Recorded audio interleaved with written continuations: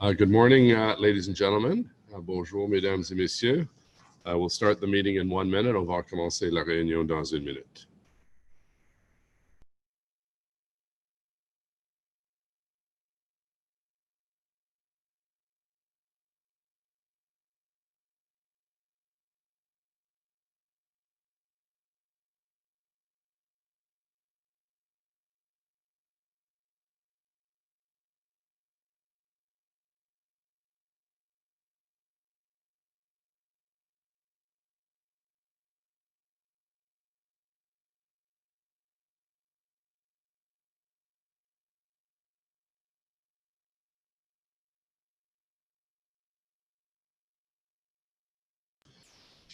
Well, good morning, ladies and gentlemen, and welcome to the Finance and Economic Development Committee for the meeting of October 6, 2020. Do we have quorum, Madam Coordinator? Yes, we do, Mr. Mayor. Okay, thank you. So just a few reminders for today's meetings, which is being held using Zoom. Members of committee and staff, please stay on mute at all times unless called upon to speak. Members of council, if you wish to raise or speak to an item, please use the raise hand feature located at the bottom of the participants list on Zoom and *9 for members on the phone. And this meeting will be live streamed on YouTube. Members and staff are asked to position their cameras so that their faces are centered and as close to the top of the frame as possible. Phone and participants, please do not put the phone on hold.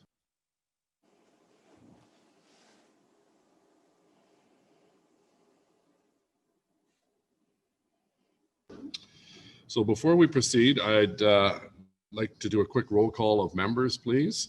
Conseiller Cloutier. Present. Councillor Derouz. Here. Councillor Gower. Here. Councillor Harder. Here. Councillor Hubley. I'm here, Mr. Mayor. Councillor Luloff. Here. Councillor Moffat. Here. Councillor Sons. Here. Councillor Tierney. Here. Vice Chair Dudas. Present. And just a quick note of congratulations to our newest... Did you forget about me or what? Oh, sorry. Councillor El Shantiri, you're at the top of the list here and I slipped it. Apologize. Want to congratulate Catherine Kitts, who is the councillor-elect for Cumberland Ward. She had a very impressive win last night, and I'm not sure if she's watching us today, but we certainly look forward to swearing her in very shortly and welcoming her to her first council meeting of her career as a city councillor. So congratulations, Catherine, and my thanks to all those who put their name on the ballot as well. We'll go through the consent agenda now. Declaration of interest, déclaration de conflit d'intérêt. Ready? None.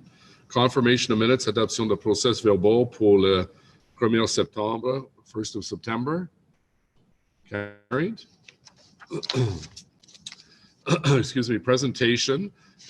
We have a motion to waive the rules to add presentations for item 1 and 2 on the agenda. Vice Chair Dudas, please.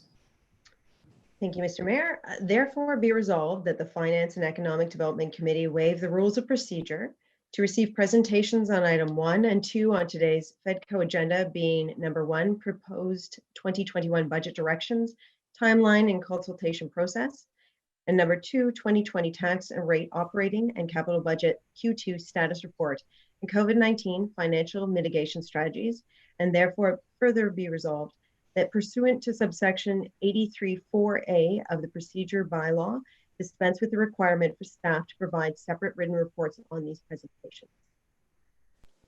Thank you, Vice Chair. On the motion, carried? Adopted? Okay, we'll come back to those. Association Municipalities of Ontario update. We'll come back to that. We have a presentation. Invest Ottawa Talent Program, presentation on that, so we'll come back to that. Direction Générale des Services des Finances, Corporate Finance. Item 3, proposed 2021 budget directions. We have some presentations on that. Item 4, 2020 tax rate operating and capital budgets, Q2 status report and COVID-19 mitigation strategies. Questions on that? Carried. Carried. Thanks Carried. to our staff for a lot of work has gone into that. Innovative Client Services update on 2019-2022 strategic plan. Presentation is available if needed. Otherwise, the report is to receive. Received. Mr. Mayor, I do have questions on the strategic plan elements. Okay, so we'll come back to that near the end. Appointments to the Westboro Village Business Improvement Area Board of Management, nomination au Conseil de gestion de la zone d'amélioration commerciale du village de Westboro. That Aaron Crowell, Sharon Bosley House, and Tara Hamilton be appointed. Carried. Carried. Carried.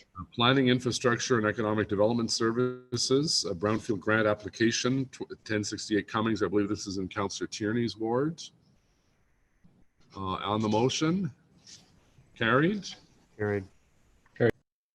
Corporate Real Estate Office, Bureau des biens immobiliers municipal, déclaration de la propriété 2807 Croissant, Swansea. Carried. Carried. Item 9, surrender of the right of first offer 2475 Regina Street, Parkway House. Carried. Carried. Carried. Update on the disposal of the Carp Airport following. Excuse me, I put my hand up, sorry, for Regina. Thank you. Okay, we'll have to come back to that then. Thank you. Update on disposal of the Carp Airport following 10 years of private ownership. Councillor Elshantiri.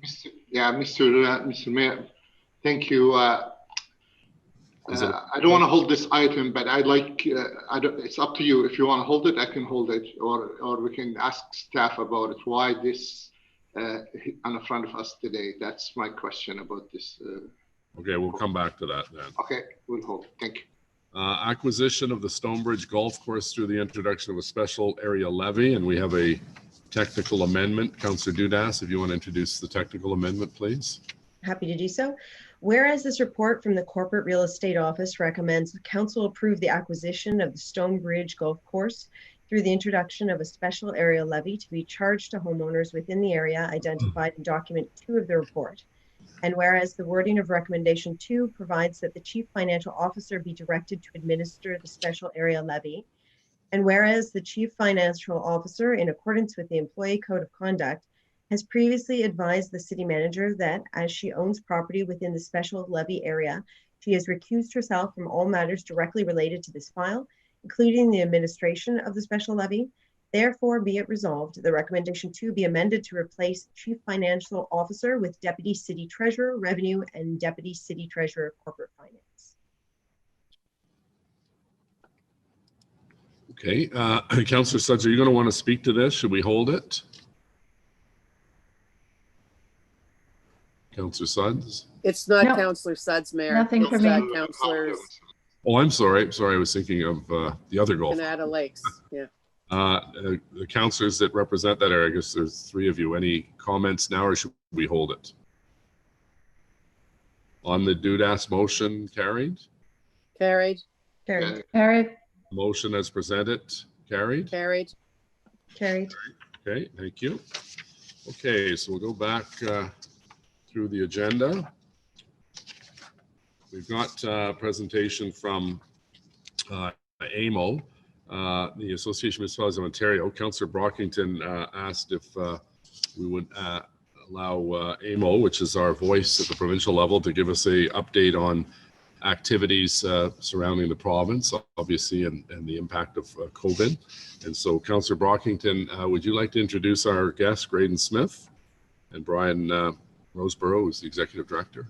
Thank you, Mayor, and good morning to everyone. Indeed, it's certainly my pleasure to join you at FEDGO this morning for this brief presentation, something that's been in the works now for almost 9 months, but obviously COVID has derailed a number of our plans. AMO is the Association of Municipalities of Ontario. It has a very long and storied history in our province. And throughout the history of the association, there's probably no greater time than in 2020 for the association to serve its members. Certainly a number of challenges that we have across our great province, and no greater time to be united in our efforts to serve our residents and to work collaboratively across the province. I'm very proud to introduce His Worship Graydon Smith, the newly elected president of AMO, at the virtual conference, very successful conference that was held in August. Obviously, we wanted to host our fellow colleagues from across the province in Ottawa, but that was not possible. But a very successful virtual conference was held and Mayor Smith was elected. And our fairly new executive director, Brian Westboro, just celebrating his first year as our executive director of AMO, is also here. Welcome, gentlemen. The floor is yours for a presentation.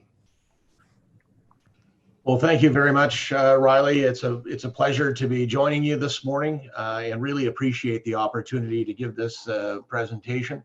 As you know, we wished we could have been in Ottawa earlier this year, but it's a pleasure to be here even virtually today.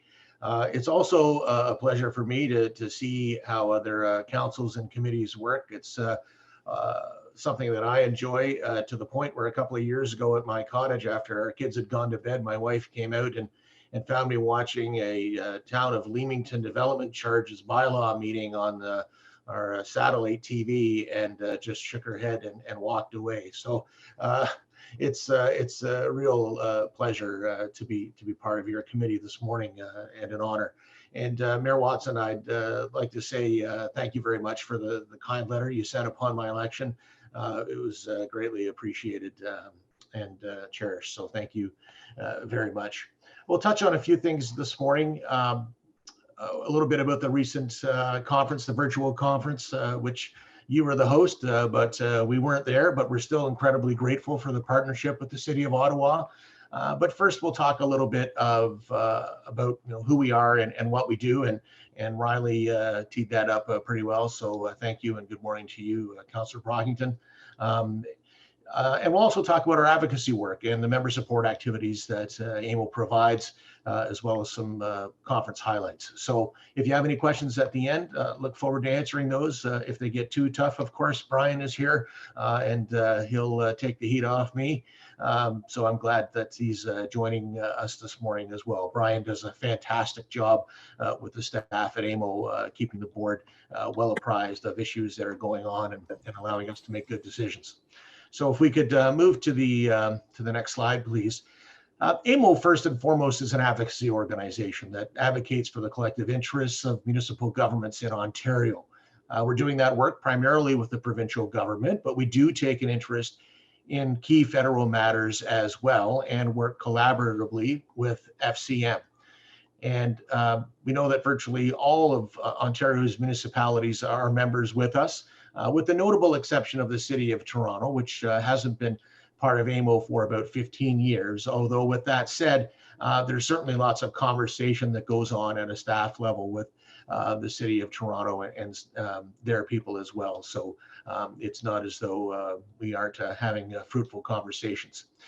We are nonpartisan, of course, and we're delivering consensus positions on behalf of the sector, and that consensus carries lots of influence with the province.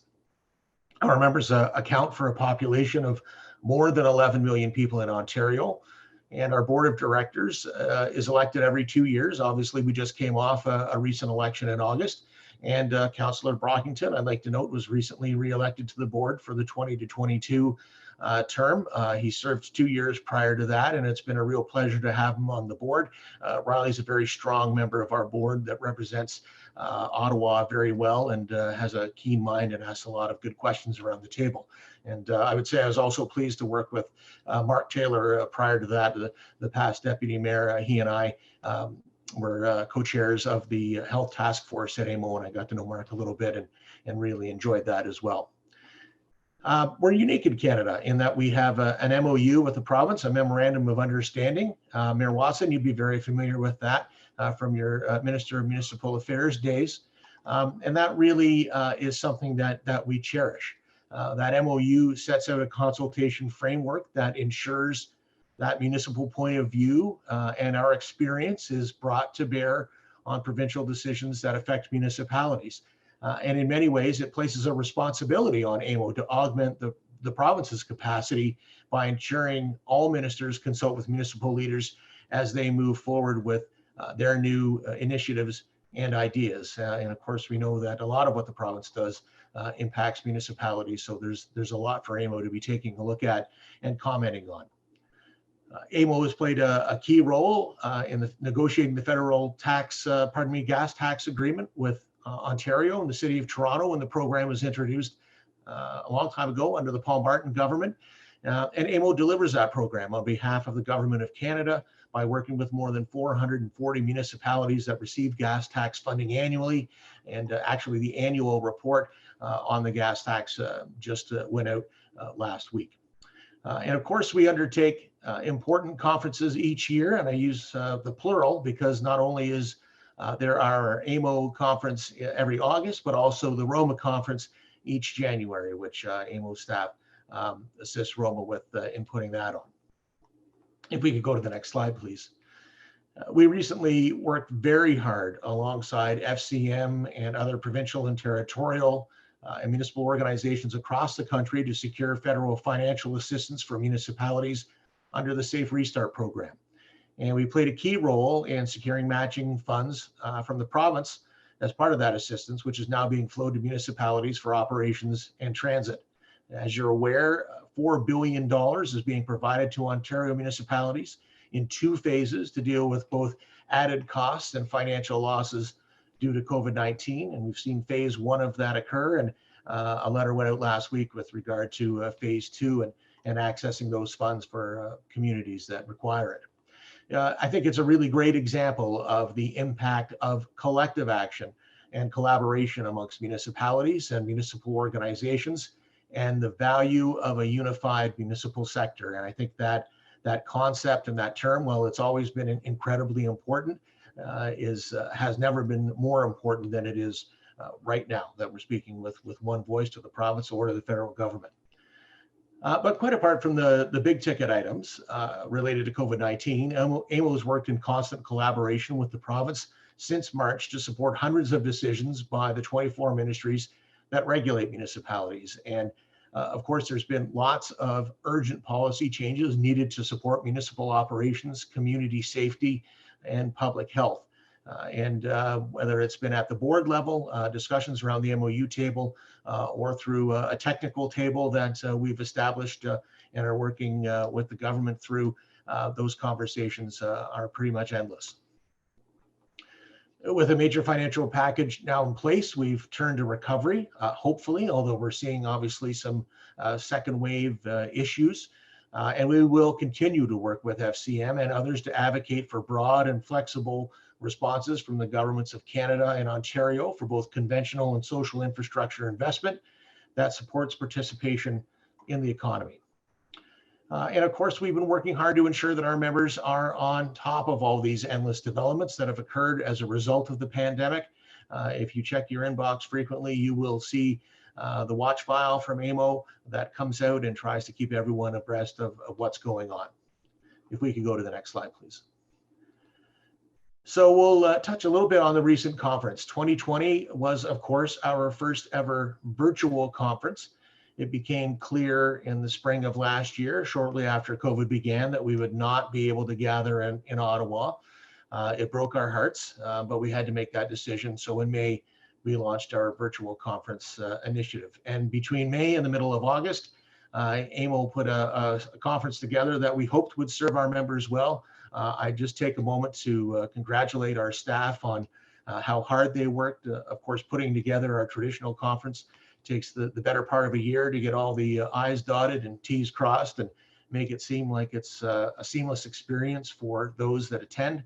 But we know that there's an incredible amount of work that goes on in the background, and putting on a virtual conference was a whole new animal, and our staff really stepped up and did an amazing job in a short period of time to produce a product that I think surprised everybody at just how great the quality was and the content was.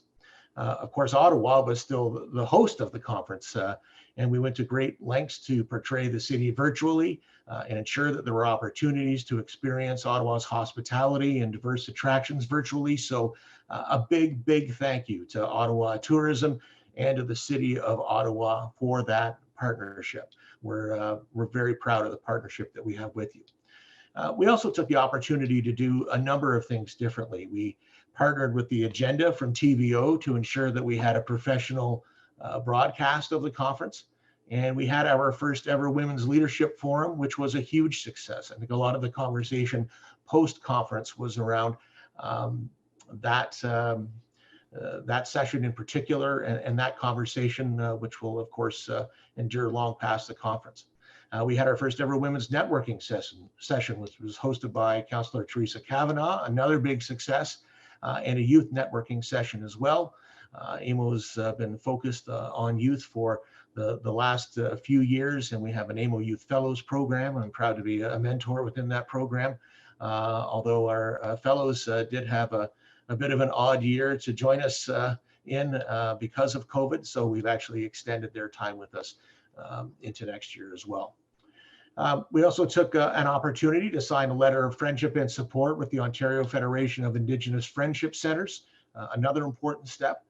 And we made progress, I think, overall in diversifying the voices present at our conference, which is one of the AMO Board's strategic objectives for 2020. We took a new approach to the ministers' forums, as you would have seen. Typically, it's one big room with as many ministers as possible and a lot of questions from the floor. This time around, 3 different sessions focusing on specific topics or areas of interest, and that again was well received. And the conference actually hosted 481 delegation meetings with 24 cabinet ministers. Of course, the opportunity to meet with the ministers and parliamentary assistants on issues of local importance for communities is a huge part of the conference. And we really want to thank the provincial government for participating in that way and allowing that to continue. And I point out that AMO staff and all our partners did most of this while working safely from home, and with a few exceptions in a socially distant studio. So we took every precaution to keep everyone safe, either in front of or behind the camera, and of course all the delegates. And so just again, the feedback has been really good. We are very pleased with the result and grateful to our partners, including the city. And finally, regarding the conference, we will be back in Ottawa for 4 of the next 6 years. We again love the city, but most importantly, the delegates to the conference love the city and love going there. And we're very much looking forward to being with you in person once again soon. So thank you very much. Really appreciate again the time to speak with you this morning. Hope you've found this informative, although it was rather high level. And happy to take any questions should you have any. Great. Well, thank you very much, Graydon, for that overview. And we're very pleased to be hosting for the next couple of years. As you mentioned, I think 4 out of the next 6 years. That's obviously great news for our local economy, but I think the delegates really enjoy coming to the nation's capital as well. So thank you and the board for the great work that you do. And does anyone have any questions to our AMO delegation? Just looking on the screen here. Nope. Listen, appreciate it, and all the best to you and Brian and the whole team at AMO, and thank you for the good work you do on behalf of all 444 municipalities. Thank you, Your Worship, and have a wonderful day, everybody. Thank you. Okay, and thank you, Councillor Brockington, for lining that up. Next presentation we have from people from outside the city is Invest Ottawa Talent Program Update. I know a number of members of council have expressed an interest in this strategy. So we have Sonia Shorey, VP Strategy, Marketing Communications for Invest Ottawa, and Natalie Mcarthur, Director Talent Strategy, and our staff member is Dawn Herwire. So I guess, Sonia, are you going to be first up to speak? I am indeed. Good morning. Good morning. For the good work that Invest Ottawa continues to do, even during these challenging times. So the floor is yours. Thank you very much, Mr. Mayor, and to all councillors for the opportunity to join you. I know that our presentation will be coming up shortly. I'm not certain who might be in control of our deck. There we go. Wonderful. Thank you so much. So it's an honor to join you this morning. Just a little over 1 year ago, Susan Richards, Natalie, and myself had the opportunity to join you all as we proposed the talent strategy that would be delivered to help attract, develop, and retain top tech talent in our economy. One of the key challenges that we know is a pivotal and critical imperative. Our purpose today is to walk through our progress against that strategy to date, the conclusion of year one, the outcomes and the impact that we have achieved together. The presentation you're about to hear integrates with so many economic development initiatives that are led by you, Mr. Mayor, together with Council and the city more broadly. Every division of Invest Ottawa and Bayview Yards, from our venture development team to our global expansion team, and of course our innovation hub, touching every corner of our city, and companies and founders from every single walk of life, including the 5 key equity-seeking groups. We want to first and foremost thank the city for their generous and continued investment, as highlighted on the next slide, which we will work forward together with our thanks. Your continued support and contribution to our innovation, entrepreneurship, and business community is immense. We are very grateful, and it is an honor to collaborate with you on our shared objectives. It's now my pleasure to introduce my friend and colleague, Natalie Mcarthur, who is our award-winning Director of Talent Strategy for Invest Ottawa. Thank you so much, Sonia. And if we could please move to the next slide, Kara, that would be great. We thought it would be helpful just to provide a quick recap of the talent program, as Sonia mentioned. In January of 2019, Invest Ottawa took on the lead role to evolve the city's talent file and was provided with generous city funding to deliver a multi-year strategy that was all about designing a program to help Ottawa's knowledge-based industry firms attract, develop, and retain the top technical and business talent that they needed in order to scale, innovate, and compete on a global stage. Recognizing that we didn't always have the talent that we needed locally, our goal was to increase the talent capacity for key roles and reduce the skills shortage. Our impact in 2019 was steadily increasing, our reach expanding, and our strategy was set for 2020, and then COVID hit. The program was always designed to be very agile, very iterative, and reflective of the community needs. Pivoting our program throughout the pandemic to support with HR and talent was crucial for businesses who needed the most help and were struggling, whilst others who needed to scale and fast, and ultimately to retain our top talent. Next slide, please. Quickly recapping our program design journey, we began by conducting a discovery process with over 20 stakeholder groups. This included all of our reputable post-secondary institutions in the region, knowledge-based organizations, the private sector firms, and of course the City of Ottawa. We concluded that the opportunity for impact with Invest Ottawa's talent program was, and will continue to be, to act as an HR team extension for the companies that needed the most help. Those who may have a small HR team or none at all, and who would benefit from the coaching, the advisory, and the support to strategically manage the talent attraction process for their critical hires. The program is a true blend of HR, talent, and marketing tools and best practices. And ultimately, our goal is to build the awareness and the engagement of our knowledge-based industries, the Ottawa region, as the best place to live, work, learn, and play in order to expedite talent attraction and support with retention. Next slide, please. As your lead economic development agency for talent-based industries, we are committed to establishing a talent strategy and program suite that is truly differentiated from others across the province, throughout the country, and around the world, drawing on best practices and also looking at our specific strengths, needs, opportunities, and challenges. The key differentiators for our program, building on the sourcing of international talent that builds the pool of talent here in the city as a whole, includes the effective training that we provide, teaching companies and HR leaders working collaboratively with them on the attraction, retention, and development of top talent. Actionable strategies for developing a high performance culture with a very strong focus on diversity, inclusion, and belonging, building that rich talent pool that drives performance, productivity, and profitability. Powerful support through successful HR leader peer groups, and we have many HR leaders across our region that are working actively with us and benefiting from that peer support today. effective employer of choice branding and marketing. That, of course, delivered not simply through our Why Ottawa and Work in Ottawa websites, but many of the social and mainstream media initiatives that we undertake together with you.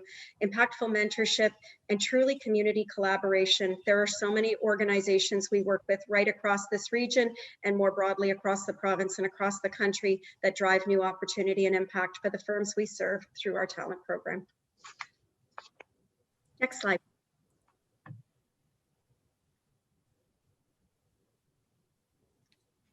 I know Carol is working on it. There we go. So our program is obviously very data-led, and we felt it was important to share some data since we launched the talent program. I'm now pleased to share that we have over 6,000 unique local, national, and international candidates who have expressed an interest in the Ottawa region sectors. We have supported 81 knowledge-based companies with services across the talent management lifecycle, and adding to that number month over month. Through our brokering connections service, we have introduced over 500 candidates to talent communities for the firms that we're supporting. And these networking opportunities are fantastic when it comes to building brand advocates and expediting the talent process when and if the opportunity to do so presents itself. And since we went public with the program in July of 2019, we have facilitated 67 hires, with half of those being individuals who were directly displaced as a result of COVID. Next slide, please. When we unpack some of those metrics, we at Invest Ottawa always break our outcomes into leading indicators that demonstrate that we are on the positive path to getting the ultimate outcomes and impacts, the lagging indicators that we seek to achieve. Building up that pipeline of talent has come through a variety of external events, over 400 participants engaged in the past year. Of course, COVID has altered how we deliver events safely, working closely with Ottawa Public Health and many collaborators at City, bringing many events online. 30 mentors and growth coaches engaged in delivering mentorship to 369 firms, and over 10,000 hours of mentorship provided that look at competency training and coaching, and 20 strategic partnerships and growing. We certainly do not do this in isolation. It is a collaborative effort. We've increased our views and the traction that our Work in Ottawa website is generating, which is critical, helping to attract over 1,000 direct candidate leads. And ultimately, those lagging indicators, 3 international hires, 28 displaced hires during this tragic COVID environment, critical role that we are striving to play more and more in the pandemic to support companies, our talent in our region broadly. Top roles focused on senior developers in the $100,000 salary range. And perhaps most importantly for this group, GDP impact contributed by those new hires over 13 million. That calculated using the same methodology that we apprised you of, developed with KPMG back a couple of years ago when we introduced our economic development methodology. We are just year 1, so we are on the path, and there will be many more exciting developments to come as we go. Next slide, please.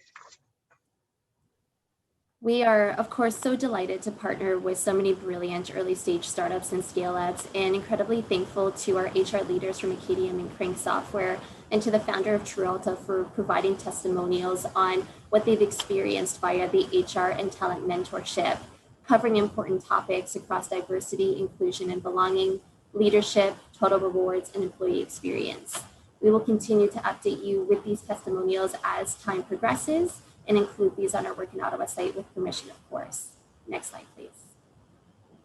And as we, of course, wanted to focus on how we made the deliberate decision to pivot our talent strategy to be very reflective of COVID-19 and to include a service that connects displaced talent with local hiring employers.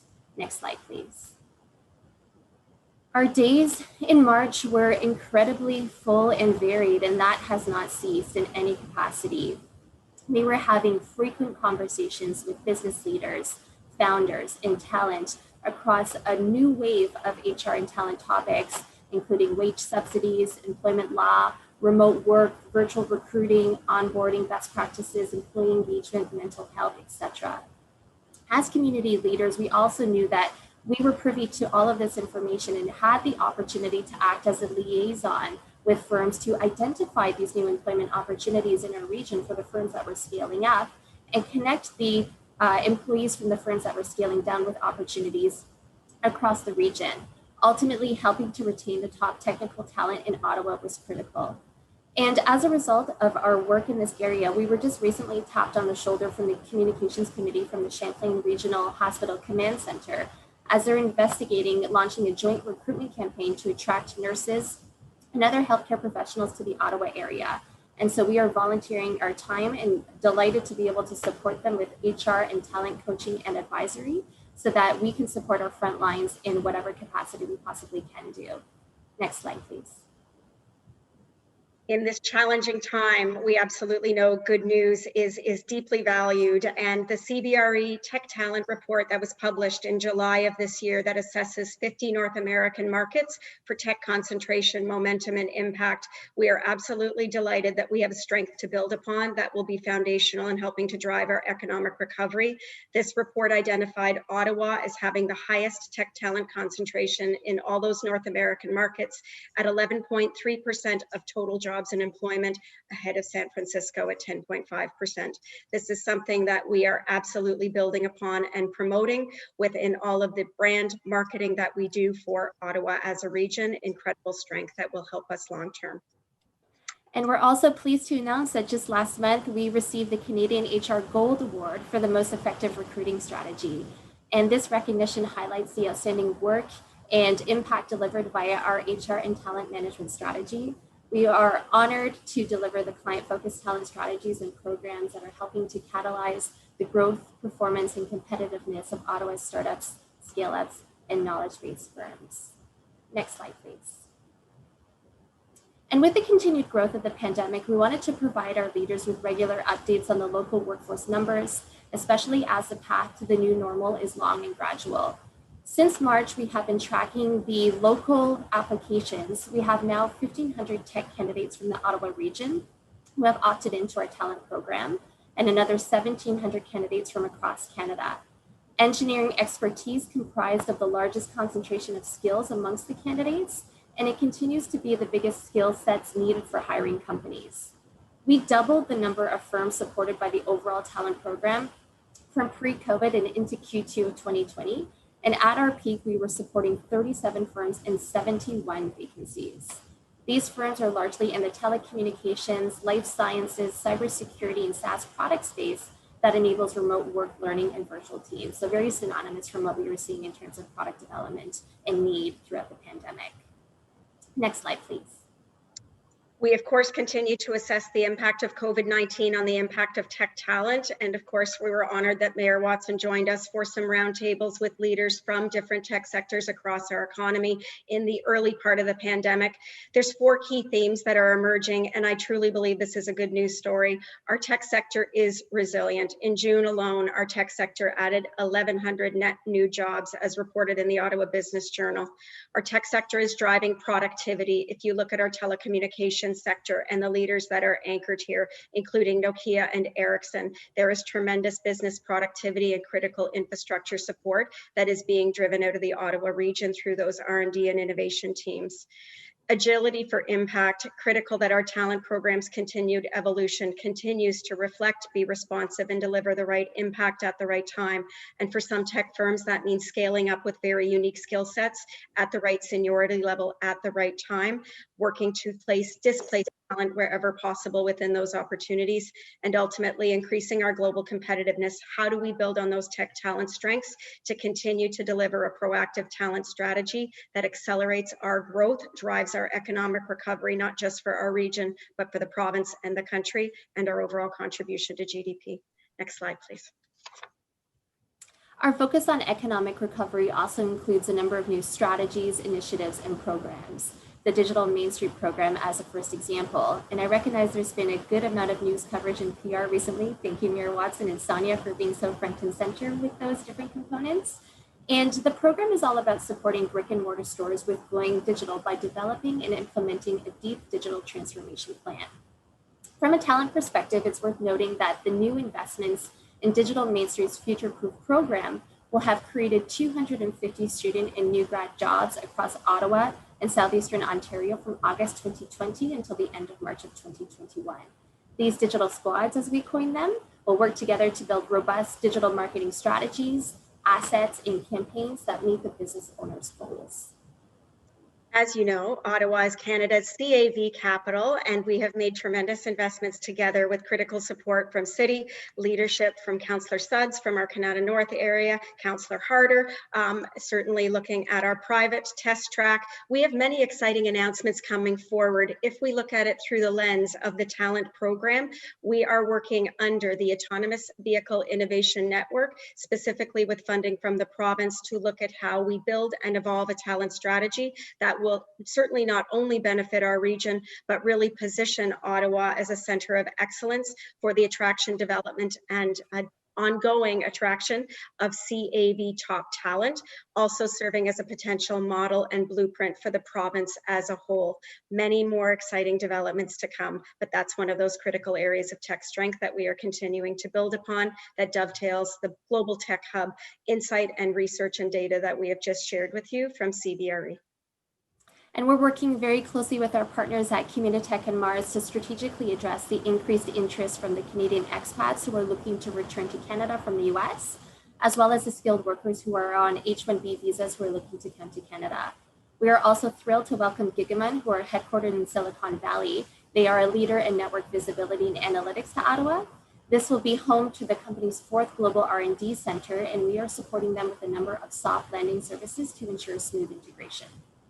And of course, marketing and communication falls under my purview at Invest Ottawa. We are delighted that Shav Haspel-McIntosh, who is the Global Diversity and Inclusion Lead for Shopify Director on our board, is leading with us Invested in Our New Reality, a podcast that has generated traction beyond what my wildest dreams were anticipating, where we bring stories forward from the pandemic, stories of strength, of resilience, of pivot, and demonstrating how Ottawa talent and firms are really driving forward on the recovery. Many of our Invested in Our New Reality podcasts feature founders and companies that are benefiting directly from our talent service programs supported by the city, and highlighting different talent from every walk of life, including those equity-seeking groups. So we encourage you to download and to take a listen to the next edition of our Invested in Our New Reality podcast. Next slide, please. And this is where I have the privilege of thanking you all very, very much again for your continued support. We are joined today by our Vice President of Talent and HR, Heidi Hauver, who joins us silently in the background together with Natalie. We are so grateful for the leadership and the contribution of this team together with you. In the words of Michael Tremblay, our CEO, what we do in this region truly matters locally and globally. The world needs more Ottawa, and together with you, we are making sure that that impact happens. Thank you very, very much for your time and your support. Great. Well, thank you for a great presentation. And, you know, I know firsthand the great work that's being done by Invest Ottawa as the vice chair of the board. And I just want to thank you very much for this presentation, because talent is what it's all about. What we need to attract the best and the brightest and retain the best and the brightest to support our local economy. So we have a couple of questions. Councillor Suds, please. Thank you, Mr. Mayor. Good morning. Thank you, Sonia and Natalie, for the great presentation and for this great work. I think we can all recognize, especially with COVID and the economic challenges that our businesses and residents are facing, that a concentrated focus on talent is very much needed. And from the presentation you just shared, is working. A few questions for you. I was trying to catch up, but I think you had mentioned that you've doubled the number of businesses that you've supported most recently. Can you clarify what those numbers were for me? Absolutely. So that reflects the number of companies we've been supporting with HR and talent programming specifically from pre-COVID and into the COVID pandemic experience. So at its peak, we were supporting a number of firms, close to 40 actually, with their talent management requirements from a coaching and advisory perspective. Excellent. And how are those firms identified? Are they self-identified and asking for assistance, or are you proactively seeking out those that need or could use your assistance? Absolutely. So it's a bit of both. We have a very strong and robust HR peer group that is led by our VP of HR and Talent, Heidi Hauver. And there are a number of emerging and seasoned leaders who do certainly join those regular roundtable meetings. throughout those conversations, opportunities are identified for either coaching, mentoring, or the talent services that we deliver from a marketing perspective, or even a brokering connection perspective, either firms scaling down or firms scaling up. We also have the opportunity to have such strong relationships with our venture development team that even for those firms who may not have had the opportunity to experience the HR peer groups yet, we do have an opportunity through the advisors and the mentors that have been deliberately positioned with those different firms to provide them with additional information over the course of what they may need. As Mayor Watson mentioned, and as you know very well, Councillor Suds, talent is a very high priority. And we just want to make sure that we do have the opportunity to market our different service levels for firms that may be less familiar with it and support them by acting as that extension of their HR team. As we know, something as brilliant as Technata today and tomorrow, we do have an opportunity for our team to go and experience and meet with talent in different employers so that we can do our very best to act as that liaison for those firms that may not have the opportunity to do those kinds of events. That's just one example, but there are so many more. And of course, more broadly, we promote the talent offering internationally, nationally, and even more so here in Ottawa through Work in Ottawa and our Why Ottawa campaigns that are integrated broadly with other offerings delivered by Invest Ottawa and often integrated with other initiatives. For example, the work that we're doing in CAVs together, certainly with many in your word, Councillor Suds. And maybe for the benefit of my colleagues, thinking about this from a city council perspective, if we have companies or businesses in our wards that could benefit from your services, how do we connect them with you? What's your recommendation there? They can certainly reach out to me directly if it's as easy as that, which I recognize it may not be, but our Work in Ottawa site as our anchor piece of content is something that we always try to promote and build upon. So right now we are featuring our special initiative, the Brokering Connections Initiative, and we are continuing to iterate on the Work in Ottawa site to be more reflective of the informational components that we feel our different target audiences would benefit from having, whether it's the talent or organizational perspective. But that there is a great anchor piece of content that they can go ahead and leverage as well. Connecting with Heidi or myself, though, would be an absolute pleasure. Fantastic. And then perhaps lastly, you mentioned Digital Main Street, and I think this is an initiative that should be wildly successful across the city in helping, I would suggest, mainly our small businesses as they strive to get online or pivot their services online. So I think that's a really important one for my colleagues and all businesses, small businesses across the city to pay attention to that initiative and to tap into it. And I think you had said 250 students have been employed through this program. By the That's end really of March, phenomenal. Thank you so much. Yes, we're very proud of it. By the end of March, we'll have had the opportunity to partner and support 250 students and new grads with securing employment. So that has been absolutely great. And the opportunities for them to learn and provide their practical experiences has been incredibly compelling from the talent perspectives as well.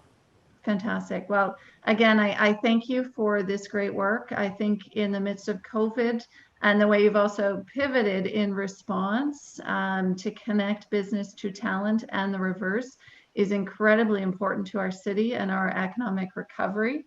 And one last bit, as Sonia mentioned, today is Discover Technata, which is the largest technology career fair happening in our city digitally, virtually this year.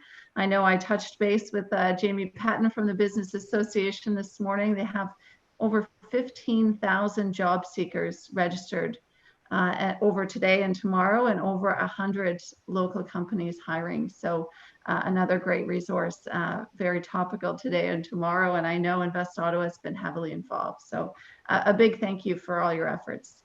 Proud Thank you so much, Councillor Suds. Yeah, thank you very much, Councillor. And I always look forward to that event in Canada. It's amazing to see the number of people that show up at the Brook Street, and let's hope it's as successful virtually as well. Councillor Leeper, who's the host councillor to Invest Ottawa and Bayview Yards, the floor is yours. Thank you, Mayor. And good morning, Natalie. Good morning, Sonia. Thank you very much for the work that you've been doing. I am always very impressed. So a nearly $14 million GDP impact after 1 year with the talent strategy is huge. Is there a cap on the return on investment that we can get with the resources you have right now? Presumably you are a small but mighty team and there's lots and lots of growth with the resources you have today. Does there come a point at which greater investment in what you're doing with respect to resources could yield even greater returns? I'm going to field that one and say that would be something we would want to assess very carefully. We recognize how precious those resources would be, and wanting to ensure that we achieve as much leverage as possible from the critical investment that has been contributed by the city. It builds upon other investments, of course, made by the province and our government of Canada, particularly through our scale-up platform. We would want to do a proper assessment. We are a lean and mighty team. We work very collaboratively and leverage not only every dollar, but every talent, every collaborator, and many of the best practices and opportunities that we see, not just in our region, but across the province and across the country. I would like to come back to you to be responsible in addressing that question and share with you what we think we could do with broader investment when and if that opportunity presented itself. At this time, we are working very carefully with every single dollar invested by the city and together with other dollars contributed by levels of government to achieve the maximum impact that we can. And we believe that we can continue to grow that GDP with the resources that you have generously contributed at this time, recognizing we are in COVID at this moment, but certainly always happy to look and always happy to pitch for additional funding to grow that impact. It's an impressive return on investment, and we want to make sure that we are exploiting that to the greatest extent possible as we continue to try to make sure our city grows sustainably and with as diversified a workplace as or workforce as possible, and economic sectors that we're in. Related to diversity, can you address in your talent acquisition, are there efforts to make sure that we are building as inclusive a workforce in Ottawa as possible, addressing systemic barriers that may exist for those who are racialized, Indigenous? Are we addressing making sure that our workforce is representative of the number of women in society as in our workforce? We've spoken about this before, and I know Invest Ottawa takes that very seriously, but how does that translate in this attraction program? I'll field that first part, and then I'm going to hand off to Natalie, who delivers every day on this program. So I have the privilege of co-leading our Women-Owned Business Subcommittee of the board, of which Chef Haspel McIntosh is chair. We have brought all of our objectives, and certainly I'd love to come back and deliver an overview of what we've achieved through that strategy as highlighted and reported on during International Women's Week. Our talent services are reflected and integrated into that strategy, and we certainly bring a very strong gender parity lens and broader diversity and inclusion lens to every single program that we deliver at Invest Ottawa, all of our communications, all of our strategies, and that includes talent services. Natalie, I know that you can speak to the pipeline that you are building together with Heidi and our team on this front more specifically. To share that we've just hired a diversity, inclusion, and belonging strategist. Her name is Rita Alma, and she joined Invest Ottawa just a few weeks ago. And we will be partnering very closely to analyze every single component of our talent program to see where there's an opportunity to elevate and enhance. But from the offset prior to that, we had the opportunity to clearly leverage the HR peer groups that Heidi leads to break down every component of HR and talent management strategies to see if there was an opportunity for amplification. We've also invested in some tools to be able to support with marketing language that is seen within career sites, job postings, and over the course of interview processes to ensure that we are being as fair and equitable and balanced as possible.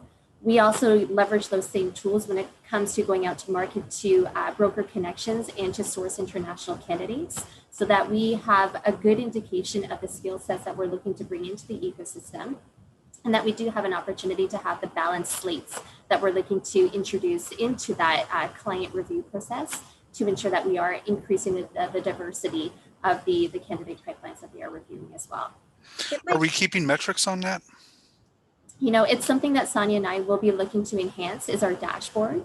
And so once we have the opportunity to analyze this, and the GDP element of the presentation today is just that next segue into how we will be looking to evolve the DNIB components within our dashboard and reporting.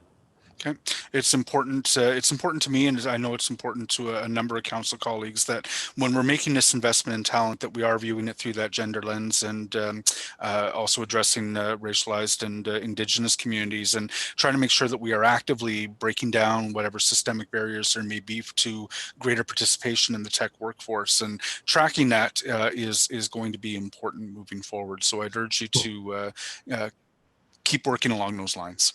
And I think it's worth noting, Councillor Leeper, and we sincerely appreciate your support in being a champion on this shared objective. When we look at the Digital Main Street program that Councillor Studs highlighted, this is an opportunity for us to go in and be training very directly with the right experts on a host of digital marketing fronts that equip founders, business owners from our main streets, every walk of life, with a new set of talent and skills that directly relate to that digital economy, being able to grow their businesses in ways they could not previously. We are absolutely tracking the diversity, inclusion, and belonging metrics for that program as well, which builds on the great work of the city, but is directly funded by the province, or excuse me, by the federal government, as you know, a $57 million province across the province of Ontario. So it's beautiful because we take the funding that is received from the city and we're able to amplify and increase our impact by pulling in that federal investment and serving Main Street businesses, to your point, from every walk of life. And we highlighted 4 from very different sectors, wards, and backgrounds during the ambassador campaign launch that his worship joined us for just a couple of weeks ago for the DMS. And I know you've got some amazing folks like Carla Brion's on board as a mentor, so that speaks well. Mayor, thank you. Thank you very much, Sonia. Thank you, Natalie. Councillor Brockington's our last speaker on this item. Councillor. Thank you, Mayor, and thank you, ladies, for the presentation. Appreciate it. You noted in your presentation the OBJ stat from June, 1,100 net new jobs, which I think is just astounding, to be honest.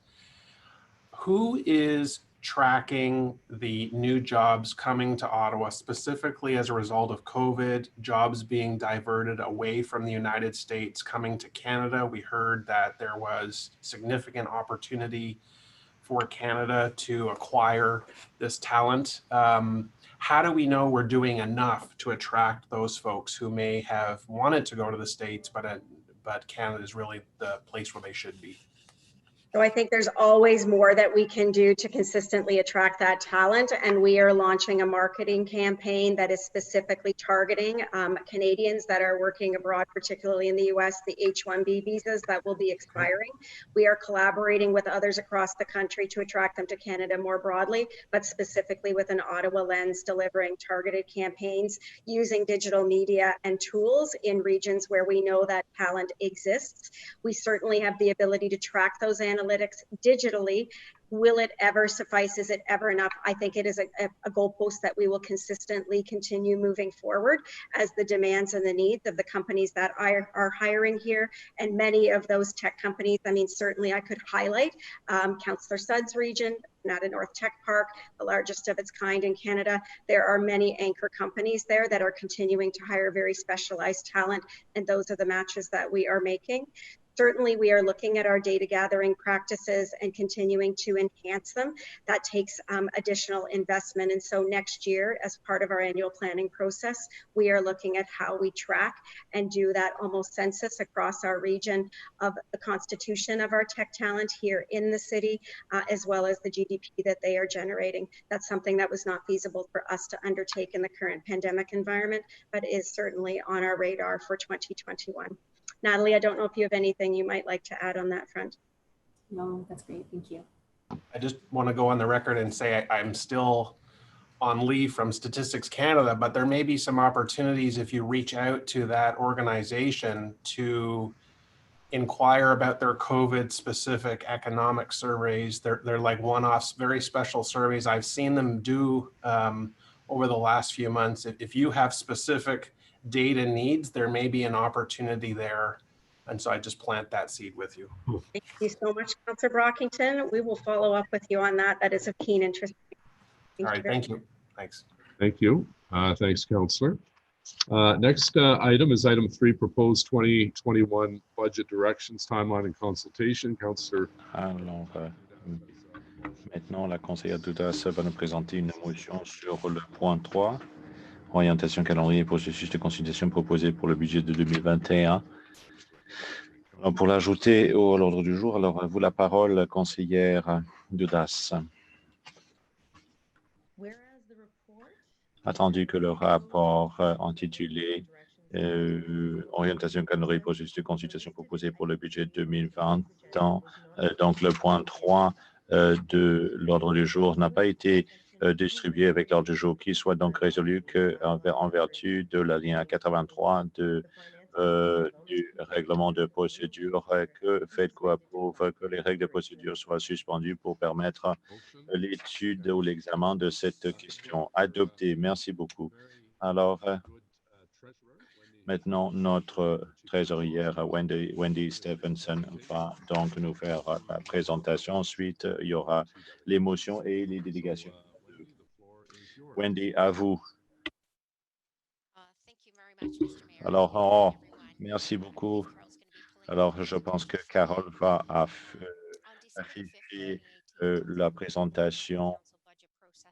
Alors, nous avons adopté le processus budgétaire dans le cadre de l'examen budgétaire. Et dans le rapport, on a demandé au directeur des finances de présenter une orientation et un calendrier sur le processus de consultation. Aujourd'hui, je vais vous présenter les éléments clés de nos recommandations que vous voyez devant vous dans le rapport. Je vais vous donner un aperçu du processus budgétaire d'ici le mois de décembre.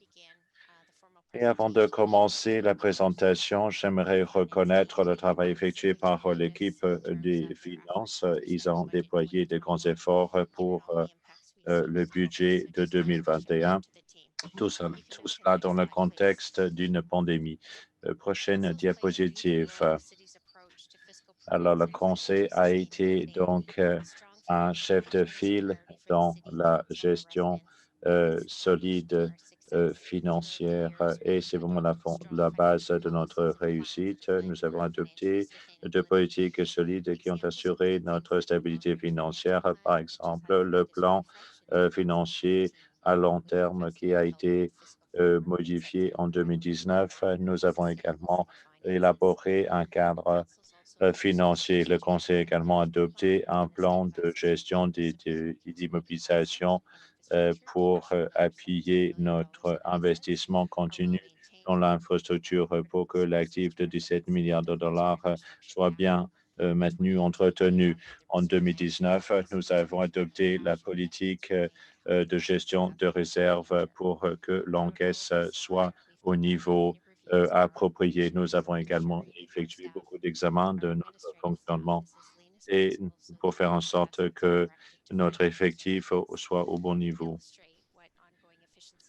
Alors, pour vous donner un exemple, de 2001 à 2018, la ville a pu faire plus de 261 millions de dollars en économie.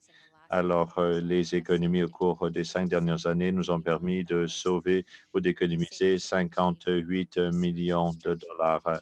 On a fait cela par le biais des initiatives d'amélioration dans plusieurs domaines tels que les économies administratives, les améliorations technologiques.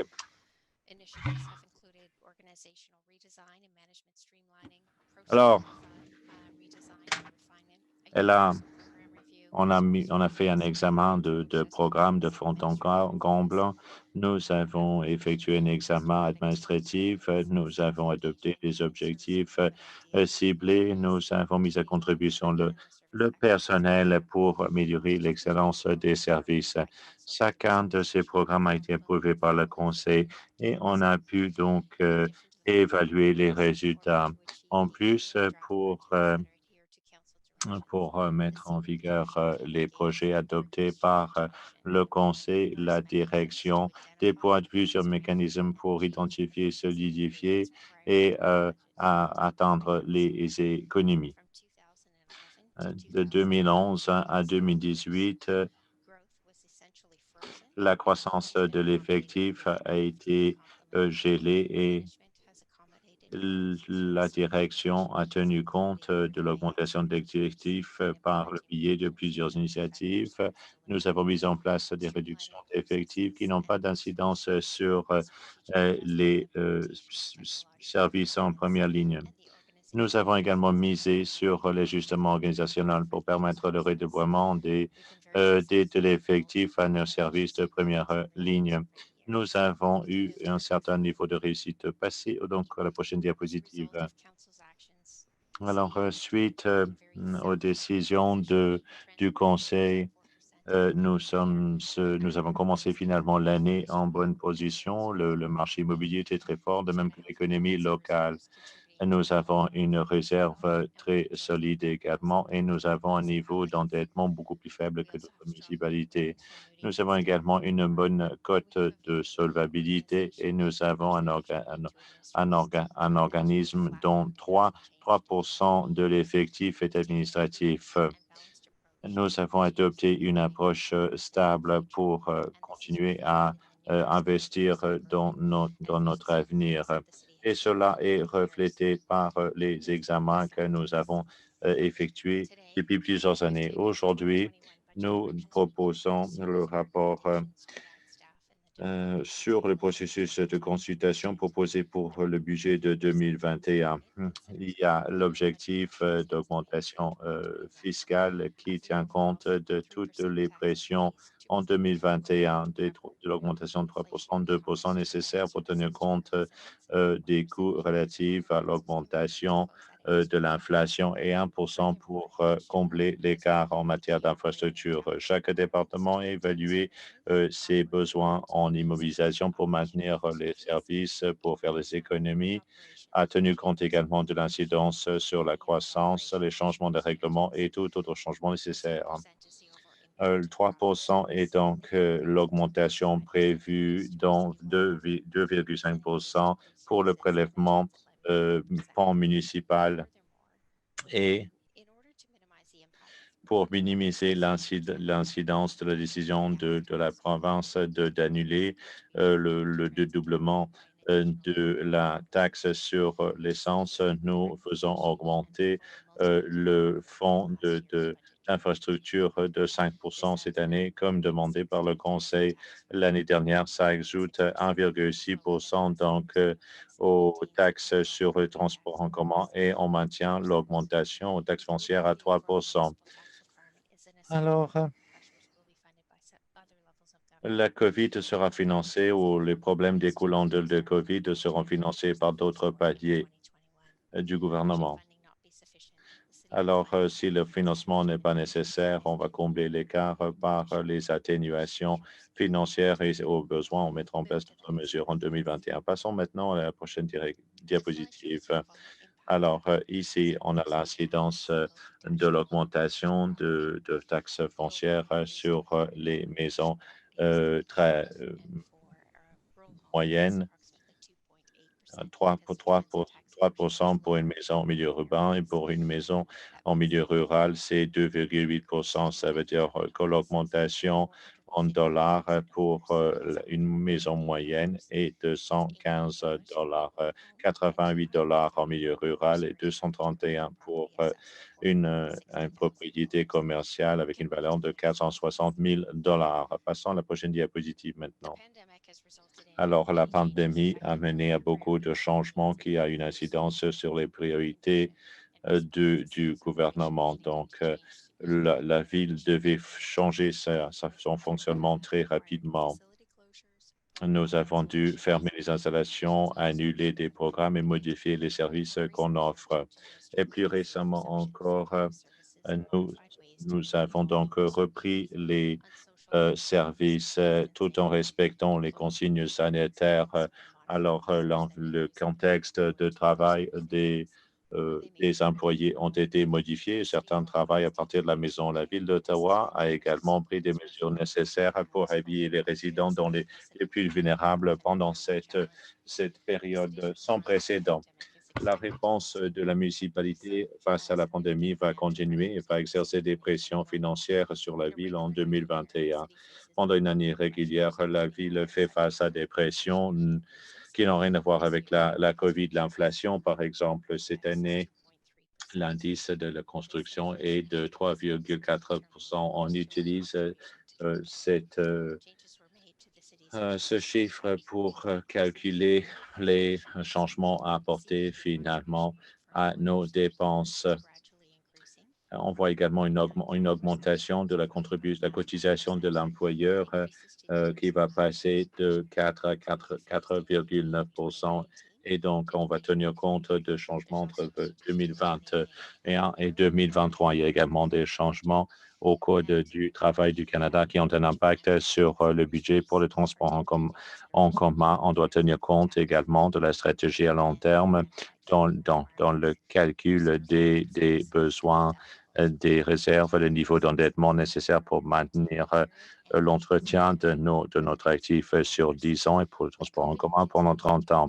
La COVID continue à être présente dans notre collectivité. Nous avons également des pressions reliées à la COVID, les revenus à même le transport en commun à cause de moins d'achalandage, moins de revenus des entrées pour les centres de loisirs. Nous avons des coûts supplémentaires relativement à l'EPI et au nettoyage également. Pour qu'on puisse protéger notre personnel, les résidents, il y a des coûts plus importants également pour que le personnel puisse livrer les services. Passons à la prochaine diapositive. Ici, nous avons donc un aperçu des changements de financement provincial. On pensait que ça allait arriver en 2020, mais ça a été reporté en 2021. Mais ça n'a pas été confirmé à cause de la COVID. Alors, le modèle de partage des coûts a été changé. C'est maintenant passé à donc un partage de 60%, 30%. Le ministère a annoncé les fonds d'atténuation pour 2021. Donc, le budget de santé publique ne devrait pas être touché. Ici, on voit la pression à laquelle on s'attend en 2022, une fois que le fonds d'atténuation prendra fin. Il y aura donc une incidence sur les services à l'enfance. Alors, il y aura certainement un changement du partage des coûts. Ça passera à 50-50. Ce changement a été reporté en 2020 et on n'a pas encore confirmé que ça sera reporté à 2022. L'incidence sur les soins à long terme sera de 1,1 million de dollars. Il y a un financement pour nous permettre finalement d'offrir des services équitables et pour tenir compte de l'élimination de certaines subventions. Et la province a annoncé donc que tout cela serait reporté en 2021. Ça devait avoir lieu en 2020. Alors, passons maintenant à la prochaine diapositive. Alors, le personnel estime donc que l'augmentation de revenus sera de 1,5%, mais l'incidence se fera sentir sur plusieurs années. On aura seulement donc la situation définitive, une idée de la situation définitive à partir du mois de décembre. Alors, les départements vont recevoir leur part de cette augmentation. Prochaine diapositive, il y a une recommandation dans le rapport, à savoir qu'on augmente les frais d'utilisation tels que prévus dans les plans financiers à long terme et on recommande que ces augmentations soient étalées sur le temps. Alors, pour les frais d'eau, alors, on estime finalement qu'une augmentation de 4,8% sera nécessaire pour 2021. Alors, les augmentations des frais pour le traitement des eaux usées, etc., suivent les recommandations du Conseil en 2018. Il y a d'autres pressions également qui sont exercées à cause de l'augmentation des coûts. un plan à long terme pour le traitement des eaux usées sera élaboré au cours de l'année à venir et on va présenter les besoins pour les 10 prochaines années. Donc, on va augmenter les droits d'utilisation du transport en commun de 2%. Alors, passons à la prochaine diapositive. Alors aujourd'hui, vous recevez donc le rapport d'orientation pour le budget de 2021. Si vous l'acceptez, donc le budget sera présenté le 4 novembre. D'ici le mois de novembre, les consultations virtuelles auront lieu. Et à la prochaine diapositive, je vais vous donner une liste de ressources qui seront nécessaires pour aider le processus. Une fois que l'ébauche de budget sera déposée au mois de novembre, chaque comité et commission va tenir des réunions pour examiner le budget, pour entendre les délégations. Les présidents de comités auront la possibilité finalement d'étudier le budget. Le budget définitif et tout changement découlant des réunions des comités seront examinés et adoptés par le comité plénier le 9 novembre. La ville va se baser sur plusieurs méthodes pour consulter la population à cause de la distanciation physique. Les consultations seront virtuelles cette année. Alors, les consultations virtuelles seront donc menées par plusieurs canaux. Engage Ottawa est une plateforme complète qui va nous permettre de rejoindre les résidents de façon interactive et les informations sur les possibilités de consultation seront donc présentés par les canaux traditionnels et modernes. Si vous avez des questions sur le rapport, n'hésitez pas à me contacter ou Isabelle Dawson. Alors, ça met fin à ma présentation, Monsieur le maire. Merci beaucoup. Merci, c'est une présentation bien complète et on apprécie tout le travail dans ce contexte difficile. Merci. Nous avons une motion de la vice-présidente d'Audace. S'il y a d'autres motions, vous devez les déposer maintenant avant de céder la parole aux délégations publiques. La conseillère d'Audace, à vous la parole. À Ottawa, comme les autres villes d'Ottawa, passe à la deuxième vague de la pandémie. L'hiver approche, donc en temps normaux, ça serait une période très difficile pour les restaurants, par exemple. Un rapport de la Chambre des commerces a constaté que 60% des résidents risquent la fermeture à cause de la pandémie. Les petites et moyennes entreprises ne s'en sortent guère mieux. Ils se préoccupent beaucoup de la deuxième vague. Un rapport au mois de juillet estime que 14% des petites entreprises pourraient fermer leurs portes. La ville d'Ottawa, finalement, a pris des mesures pour aider les petites entreprises en supprimant le besoin de permis pour les terrasses, mais nos entreprises font face à plusieurs indépondérables à court, à moyen et à long terme. Néanmoins, ce budget-ci va nous permettre d'éviter une augmentation plus importante des taxes foncières. Et ça, c'est grâce finalement à de bonnes décisions, des décisions financières très solides, de même qu'un financement du gouvernement provincial. Cependant, la ville doit exercer le contrôle sur ses finances. Nous ne pouvons pas juste tout simplement dépenser en pensant que les subventions des autres paliers du gouvernement se feront rares après la pandémie. Alors, c'est une possibilité pour nous maintenant d'agir maintenant pour ne pas créer des situations qui vont nous obliger à devoir sabrer dans les services ou d'augmenter de façon considérable les taxes foncières. Les résidents d'Ottawa font face à des difficultés financières, font face à du chômage et ils doivent se serrer la ceinture chez eux. Ce n'est pas trop demandé pour, enfin, trop demander à ce qu'on fasse la même chose. Donc, je vous présente une motion qui demande au personnel de la ville de présenter un budget qui sera responsable sur le plan financier et qui représentera donc la situation actuelle. Attendu que les incidences financières sur l'économie d'Ottawa ne sont pas prévisibles.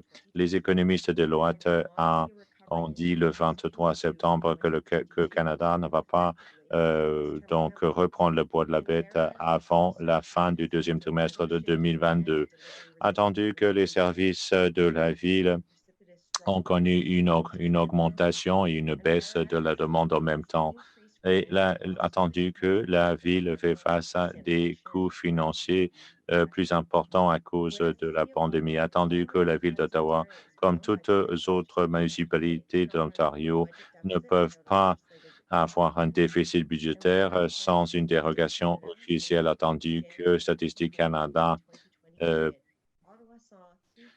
constate que Ottawa a vu 3335 entreprises fermer leurs portes de façon permanente, attendu que l'entrée d'Ottawa dans la deuxième vague montre que l'incidence de la pandémie sur les résidences et les commerces va continuer, attendu que Santé publique Ottawa dit depuis la mi-mars que 28% des ménages estiment que leur revenu est en baisse et 19% de ces ménages ont du mal à joindre les deux bouts. Attendu que c'est important que la ville maintienne de l'espace dans le budget 2021 pour appuyer les dépenses reliées à la COVID. Attendu que la plupart des recettes de la ville d'Ottawa sont gérées par les taxes foncières sur les résidences et les commerces, qu'il soit donc résolu que dans le cadre du processus budgétaire de 2021, que l'effectif évalue le budget de fonctionnement pour identifier les économies possibles, pour présenter un budget au Conseil qui démontre l'autodiscipline et reflète la réalité de la situation financière de la ville, de la province et du pays entier, et qu'il soit en outre résolu que l'effectif examine des projets qui n'ont pas été entamés pour identifier les projets qui devraient être reportés à une année subséquente. Donc, notre intention doit être de réévaluer ces projets en 2022 quand on aura une meilleure compréhension des répercussions financières à long terme de la pandémie et son incidence sur l'économie. Merci beaucoup. Merci, Madame la conseillère. Y a-t-il d'autres motions que vous voulez déposer avant de passer aux délégations publiques? Bon, je vois des mains levées, mais je pense que c'est pour parler de l'orientation budgétaire. Si ce n'est pas le cas, dites-le moi. Sinon, on passe aux délégations publiques maintenant. Bien. Donc, on a deux participants.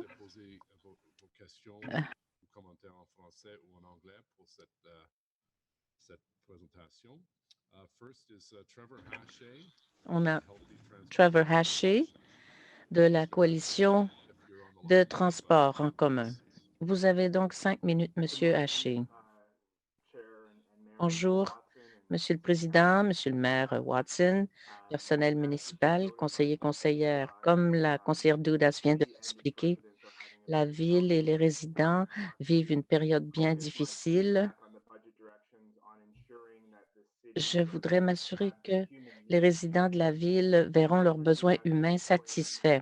La conseillère Doudas vient de dire que 19% des ménages ont de la difficulté à payer pour les produits de base comme le logement et l'alimentation. Alors, aujourd'hui, je veux simplement m'assurer que le transport en public demeure abordable pour les gens qui en dépendent, mais aussi que la ville continue de faire des progrès, de prioriser le logement abordable près des stations de transport en commun. Le plan financier à long terme, à mon avis, doit être modifié pour mieux refléter l'engagement de la ville à l'équité envers tous. Le plan actuel verrait des augmentations du prix du transport en commun annuel En fait, l'orientation budgétaire qui vous est présentée aujourd'hui veille à ce que tout le transport en commun augmente de 2,5 en 2021. Et j'inciterai le maire et le conseil et les membres du comité de refuser de faire cela pour les résidents de la ville qui ont de faibles revenus. Ces gens-là ne peuvent pas se permettre de payer plus pour prendre l'autobus ou le train. À tout le moins, j'implore la ville de veiller à ce qu'il n'augmente pas le prix du transport en commun pour les gens à faible revenu.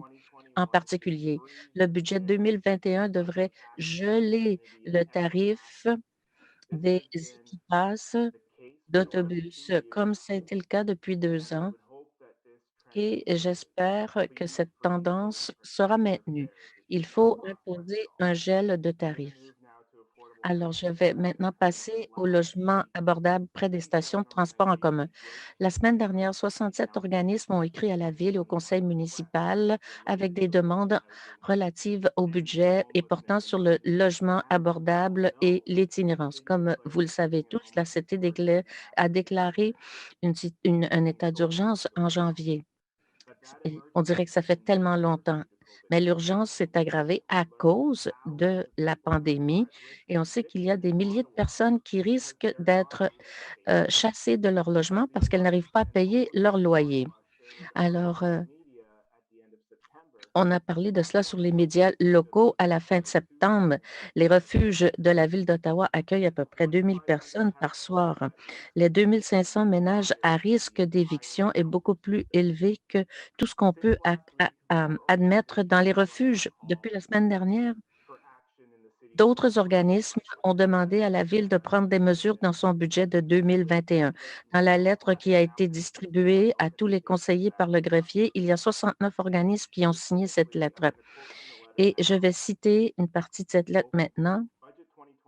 Le budget 2021 est une belle occasion de faire des progrès en matière de logement, d'urgence et de bâtir une ville pour tout le monde. On demande à la Ville d'Ottawa d'engager au moins 20 millions de dollars dans son budget de 2021, en plus de l'argent du provincial et du fédéral pour construire des logements abordables près des stations de train.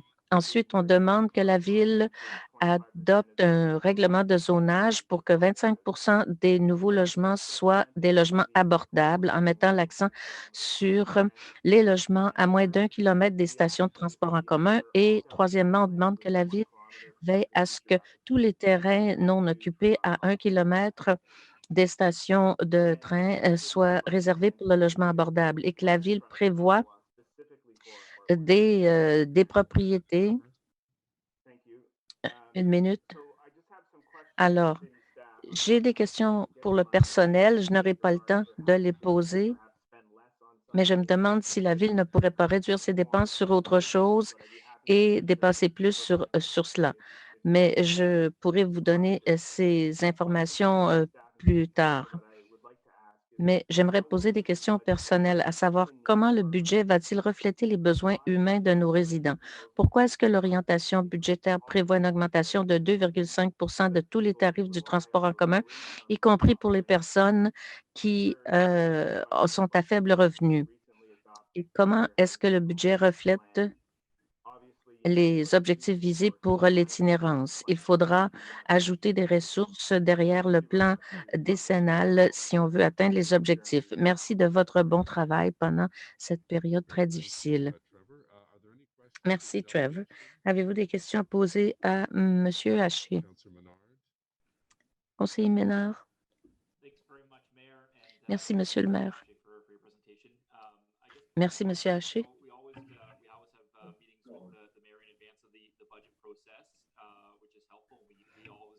On aime toujours avoir les commentaires et les idées que proposent les gens pour réaliser des économies. Vous avez parlé certains des domaines où l'on pourrait faire des économies et ça m'intéresse beaucoup d'en apprendre plus. Les besoins humains des gens sont très grands, évidemment. Alors, si vous pouviez parler de cela, en plus des idées que vous avez pour le logement abordable et le transport en commun. Oui, ben, j'ai 5 idées pour que la Ville dépense un peu moins. Pour commencer, je pense qu'il est très troublant face aux événements récents que la Ville trouvera peut-être difficile de trouver 20 millions de dollars cette année pour investir dans la construction de nouveaux logements abordables, mais la Ville peut trouver plus de 300 millions pour les services policiers, pour surveiller les résidents d'Ottawa. Alors, vous dites qu'il sera difficile de trouver 20 millions de dollars pour loger les gens, mais vous pouvez en trouver plus de 300 millions pour surveiller les résidents d'Ottawa. Je trouve cela difficile à croire. Et je ne pense pas que cela reflète vraiment les priorités de la majorité des résidents d'Ottawa. Et je pense également qu'il y a probablement des économies à réaliser pour les déplacements en voiture, tant les conseillers conseillères que le maire pour venir au travail. Il y a des coûts qui se rattachent à cela. Vu que les budgets des ménages doivent être diminués un peu, peut-être que les budgets des bureaux des conseillers pourraient être diminués aussi. Je sais que ce serait préférable que l'on marche, que l'on prenne nos vélos, qu'on prenne l'autobus plus souvent. Je sais qu'il y a bien des gens qui le font en dépit de la période difficile qu'on travaille. L'élargissement de rues coûte très cher. J'ai vu aujourd'hui que le tiers des dépenses du budget cette année est relié à des travaux de voirie. Alors, peut-être que on pourrait laisser tomber certains de ces travaux. Ce serait peut-être plus prudent vu les circonstances. On sait qu'il y a moins de circulation maintenant, passablement, depuis quelques mois à cause de la COVID. Il n'y a pas de raison, alors que l'économie se reprend dans les prochains mois, de ne pas utiliser le système de transport en commun. Ainsi, les gens pourraient adopter un moyen de transport plus durable. Bon, merci, M. Haché. Et l'essence, le combustible pour les autobus, on pourrait maintenant passer à des autobus électriques. Monsieur Haché, vous avez dit que le tiers du budget était pour l'élargissement de rues. Où avez-vous pris cela? Je l'ai dit sur les médias sociaux, le tiers des dépenses a trait à des travaux de voirie, que ce soit des réparations, enfin. Peut-être que ce n'était pas exact, mais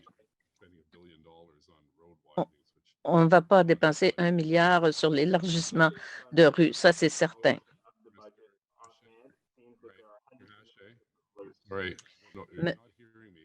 Vous ne m'entendez pas, je pense, hein, M. Haché? Je demande si quelqu'un d'autre ici a une question à poser, si vous voulez me faire un signe de la main parce qu'il y a des gens qui veulent poser des questions personnelles. Merci. Notre prochain intervenant est Khaled Bey, coordonnateur d'engagement communautaire d'une ville pour toutes les femmes. Alors, bienvenue. Vous avez 5 minutes. Merci de me permettre de prendre la parole aujourd'hui. J'ai décidé de participer ce matin parce que notre groupe s'est engagé dans les processus budgétaires déjà. On veut qu'on puisse participer à ces processus, que différents groupes aussi qui ont de la difficulté avec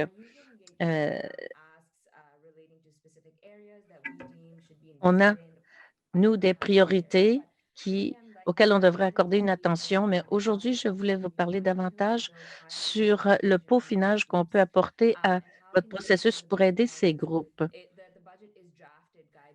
Le budget est élaboré par les groupes en quête d'équité. On comprend que vous faites votre travail, mais que ces engagements se sont faits sur une très courte période. Et on aimerait que la Ville maintenant repense son processus budgétaire pour qu'il soit plus participatif et inclusif. On recommande que le processus budgétaire soit plus participatif, qu'il engage des groupes dès que le début de l'élaboration du budget, donc au plus tôt dans l'année. On a entendu plusieurs de nos membres que leur engagement leur tient à cœur, mais n'aide pas à renforcer les capacités de participation de certains groupes. On reconnaît que l'année écoulée a été très difficile pour les résidents, mais c'est d'autant plus important d'engager nos communautés pour qu'ils puissent penser à quel rôle ils pourraient jouer pour satisfaire leurs besoins. À l'avenir, on espère avoir un processus plus inclusif en matière de budget et d'élaboration de budget. J'aimerais aussi parler du manque d'inclusion de la lorgnette d'équité dans bien des aspects, parce que l'équité doit être une priorité également dans le processus budgétaire. Si l'on veut que le processus desserve vraiment les gens qui ont des besoins impérieux, il est important que les rapports sur le budget incluent un engagement spécifique à avoir un budget qui répond aux besoins humains. On recommande que l'équité devienne une priorité pour ceux qui élaborent le budget. Idéalement, on voudrait identifier des mesures d'équité dès le début du processus d'élaboration pour qu'on sache ce vers quoi vous travaillez. Il y a beaucoup de disparités dans la ville. On ne peut pas toujours les ignorer et on a hâte de voir ce que vous pouvez faire pour prendre des mesures plus concrètes pour inclure leur voix. Et j'aimerais aussi parler de l'orientation budgétaire qui vise à augmenter le prix du transport en commun. Je pense que les équipages ne devraient pas être augmentés parce que trop de gens dépendent du transport en commun et cela crée davantage d'inégalités. Le tarif devrait être gelé dans le budget annuel et dans le plan financier annuel aussi, il devrait être modifié pour geler le frais de transport en commun, vu qu'il y a trop de gens qui ont des difficultés, qui en ont besoin. Merci beaucoup. Et il est vrai que le logement abordable près du transport en commun est aussi très important. Le conseiller Eglaï a levé la main. Merci, Monsieur le maire, et merci de la présentation. Je voulais avoir une petite précision. Vous avez parlé de plus de participation dans l'élaboration du budget et aussi de calendrier, que la participation devrait se faire plus tôt. Avez-vous quelque chose à ajouter sur le processus? Comment le percevez-vous pour avoir une meilleure participation, une meilleure interaction avec le processus? D'après ce qu'a été notre engagement par le passé, on peut participer d'habitude au mois d'octobre. Cette année, ça viendra encore plus tard. Donc, avant qu'on engage notre communauté, notre groupe pour participer au budget, une bonne partie du budget a déjà été élaborée. Ce n'est pas aussi participatif qu'on pourrait l'avoir. Je me demande s'il n'y a pas moyen de commencer à parler du budget avant l'été pour qu'on puisse avoir des consultations à ce moment-là, où on ne fait pas seulement renforcer la capacité des résidents qui veulent s'engager, mais aussi on pourrait identifier des mesures d'équité que nous allons vouloir obtenir plus tard. Alors, l'idée, c'est comment avoir plus de partage d'informations et un plus grand processus participatif avec nos groupes communautaires, surtout ceux qui sont touchés par le transport en commun ou le logement. Donc, ce serait bien qu'on entende leur voix davantage. C'est davantage une question de penser à renforcer la capacité de ces groupes communautaires et de les consulter plus tôt dans l'année, alors que vous commencez à penser au processus budgétaire. Merci de la précision. Est-ce qu'il y a d'autres questions? Conseillère Cavana. Merci, Khaloud, d'être venu aujourd'hui.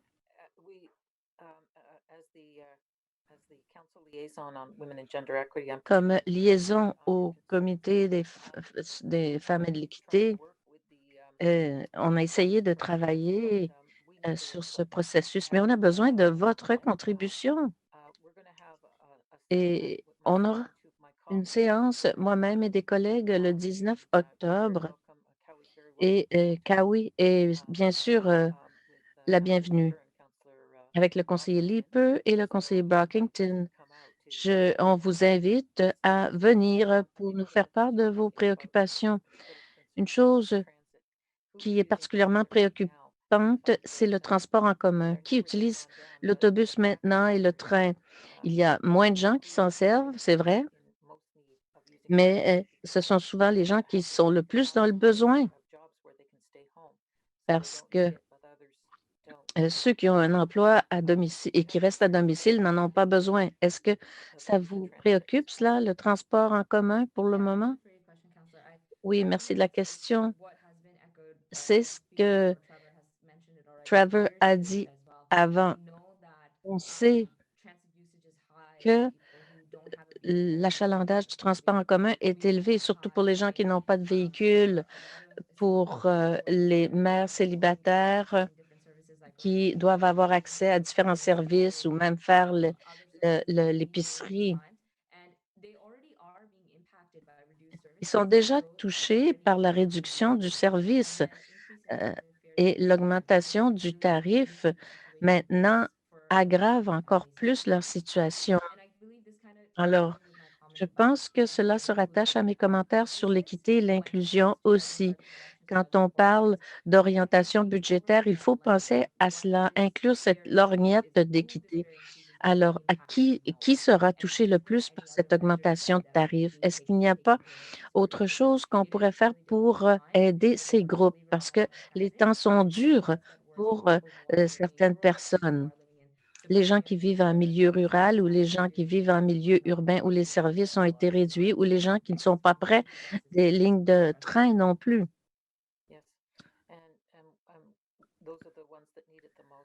Oui, et ce sont ces gens-là qui en ont le plus de besoin. Merci beaucoup, Kaloud. J'ai aussi travaillé avec le conseiller Gower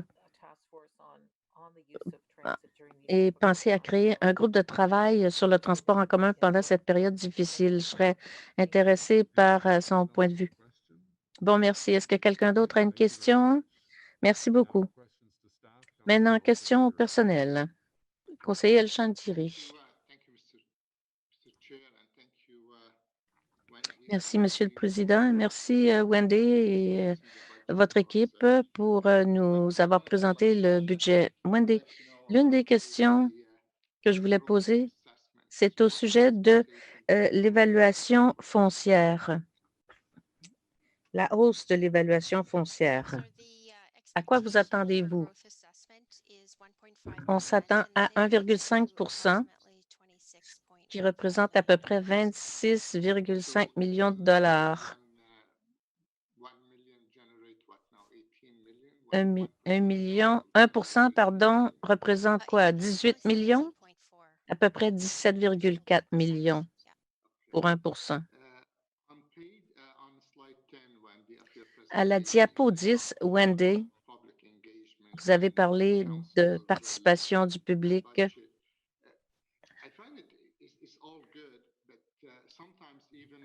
Je trouve ça très bien. Et par exemple, à la dernière réunion du conseil, cette réunion Zoom, il a fallu ajourner à un moment donné, lever la séance et revenir parce qu'il y a eu un petit problème technique. Alors, est-ce qu'on pourrait avoir du soutien technique pendant la période de consultation budgétaire? Parce qu'il faudrait qu'il y ait du soutien technique pour votre personnel qui fera la présentation, mais aussi pour les gens de la communauté qui veulent s'engager dans les discussions. On sait qu'il y a des petits montants pour la publicité, des gens comme de choses comme cela, mais le soutien technique, ça, on n'en parle pas. Et la dernière chose qu'on veut, c'est avoir une consultation du public et quelque chose cloche et ça ne marche pas. Et ça se peut. Alors, est-ce que vous avez pensé à cela? Parce que ça m'intéresse. Peut-être qu'on devrait prévoir du soutien technique. Non, c'est une très bonne suggestion, conseiller.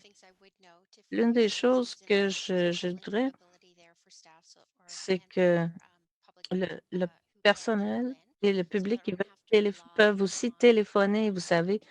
Donc, ils n'ont pas à s'en remettre à l'Internet pour participer aux séances. Mais c'est quelque chose que je mentionnerai à mon équipe pour qu'on y pense pendant la planification des consultations. Ce serait bien d'avoir du soutien technique, en effet. Oui, bon, je l'apprécie beaucoup. Et Monsieur le maire, est-ce que je peux poser une question au sujet de la motion du vice-président? Non, oui, allez-y.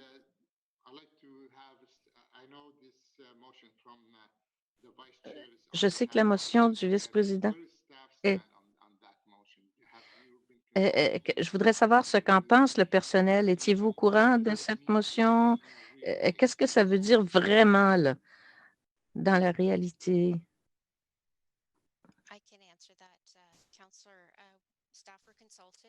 Oui, le personnel a été consulté pour cette motion et à vrai dire, je pense que je l'ai dit dans ma présentation aujourd'hui, quand on parle d'examiner et de préparer le budget chaque année, on suit un certain processus. On cherche à réaliser des économies. On s'assure d'être aussi prudent qu'il est possible de l'être. Et tout ce qu'on a fait au cours de plusieurs années pour économiser de l'argent, la ville est énorme. Donc, cela est enchâssé dans notre processus. Ça fait partie de ce que l'on fait dans notre travail. Maintenant, au sujet de l'examen des reports de capitaux, ça, c'est si nécessaire, on pourra le faire en 2021. On verra ce qui se passera l'année prochaine. On l'a fait avec les mesures d'atténuation adoptées pour 2020. On pourra continuer d'agir ainsi. On le fera si le besoin est là. Bon, j'apprécie, mais si je me disais que s'il y a un nouveau projet en vue, si on peut le reporter, ça va. Mais des fois, on parle de frais d'entretien et des fois, bon, on doit faire quelque chose, puis le personnel dira, ah, on n'a pas de budget pour cela. Si on reporte des choses comme ça risque de nous coûter plus cher l'année prochaine. Alors, j'ai un problème avec cette motion. Je sais que le maire et le personnel ont réfléchi à ces options, mais en réalité, est-ce qu'on va retarder certains projets qui vont nous coûter plus cher l'année suivante ou qui risquent d'endommager encore plus, par exemple, un toit ou alors, je trouve que la motion est très générale. Quand on a fait l'examen pour 2020, on a fait un exercice, on a examiné très profondément pour justement voir est-ce que ces choses-là soient prises en considération. Alors, ça ne va pas nous coûter plus cher en cours de route, ça ne va pas causer plus de dommages en cours de route. On a examiné les projets qui n'étaient pas encore commencés et qui ne dépendent pas d'autres projets. Et aussi, on a vu comment continuer notre planification pour que les plans soient prêts quand l'argent sera là. Alors, j'espère que cela apaise votre inquiétude. Oui, merci beaucoup. Monsieur le maire, est-ce que je pourrais ajouter quelque chose? On dit aussi dans la motion que c'est si besoin il y a. Donc, si la province, si le fédéral, pour une raison ou pour une autre, ne nous donne pas de fonds supplémentaires, si l'on ressent trop de pression pour l'année prochaine, si besoin il y a, on reviendra sur ces projets. Cela ne nous lie pas les mains, mais donne le ton simplement pour l'année qui vient, pour que les résidents sachent que nous adoptons une démarche très prudente, qu'on ne pense pas qu'on a tout l'argent qu'il nous faut et qu'on fera les évaluations au fur et à mesure de l'année. Le personnel fait déjà cela, mais on ira un petit peu plus loin pour que les gens sachent qu'on ne tire pas profit de la situation. Nous reconnaissons l'état des choses actuelles et ce qu'on peut faire l'année prochaine, sachant qu'en 2022, on aura l'argent pour investir. Oui, je pense que le personnel me l'a expliqué. Je n'ai pas besoin de plus d'informations. Merci. Aussi, tout changement au budget pourrait revenir pour être approuvé par le Conseil. Conseiller Cloutier.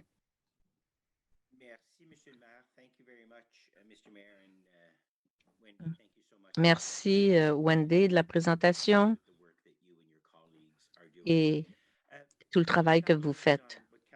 J'aimerais revenir un peu à ce qu'a dit le conseiller El Chantiri au sujet de la hausse de l'évaluation foncière, c'est-à-dire les nouveaux immeubles et l'augmentation de la valeur de ces immeubles, n'est-ce pas? C'est exact. Bon, à long terme, peut-être pas cette année, mais avec des immeubles à bureaux qui ne sont pas combles, le gouvernement fédéral ne les remplira pas pour quelques années encore. Est-ce qu'on a une idée de ce qui arrivera à la valeur de ces immeubles au cours des prochaines années? Et quelle sera l'incidence sur l'évaluation foncière dans les années à venir? Conseiller, je pense que vous parlez de l'évaluation foncière qui existe déjà, parce que vous parlez d'immeubles à bureaux. Alors, la seule chose ici, c'est qu'il faudra faire des rénovations à ces immeubles. Alors, mais ce que je peux vous dire, c'est qu'on a souvent des appels relatifs à l'évaluation, comme toutes les municipalités. Alors, tous les propriétaires commerciaux voudraient voir leur évaluation réduite. Alors, il y a un processus qui existe pour traiter de ces appels. Et pour ce qui est de l'avenir, eh bien, on se sera relié au prochain cycle d'évaluation que la province dictera. Cette évaluation a été retardée. Ça devait avoir lieu cette année avec et tout devait être prêt en janvier 2019. Ça a été reporté d'un an. Et ils ne nous ont pas maintenant indiqué ce que ça donnera encore. Donc, on ne sait pas si ça viendra dans un an maintenant ou il faudra attendre un autre 4 ans. Et peut-être qu'il faudra attendre un cycle de 4 ans. Alors, il faudra voir si la province change la date d'évaluation. Si elle reste la même, indépendamment de l'évaluation, c'est ce qui se passera avec l'évaluation foncière. On peut recueillir le même montant de taxes. Tout dépend si la valeur des propriétés se maintient, diminue ou augmente.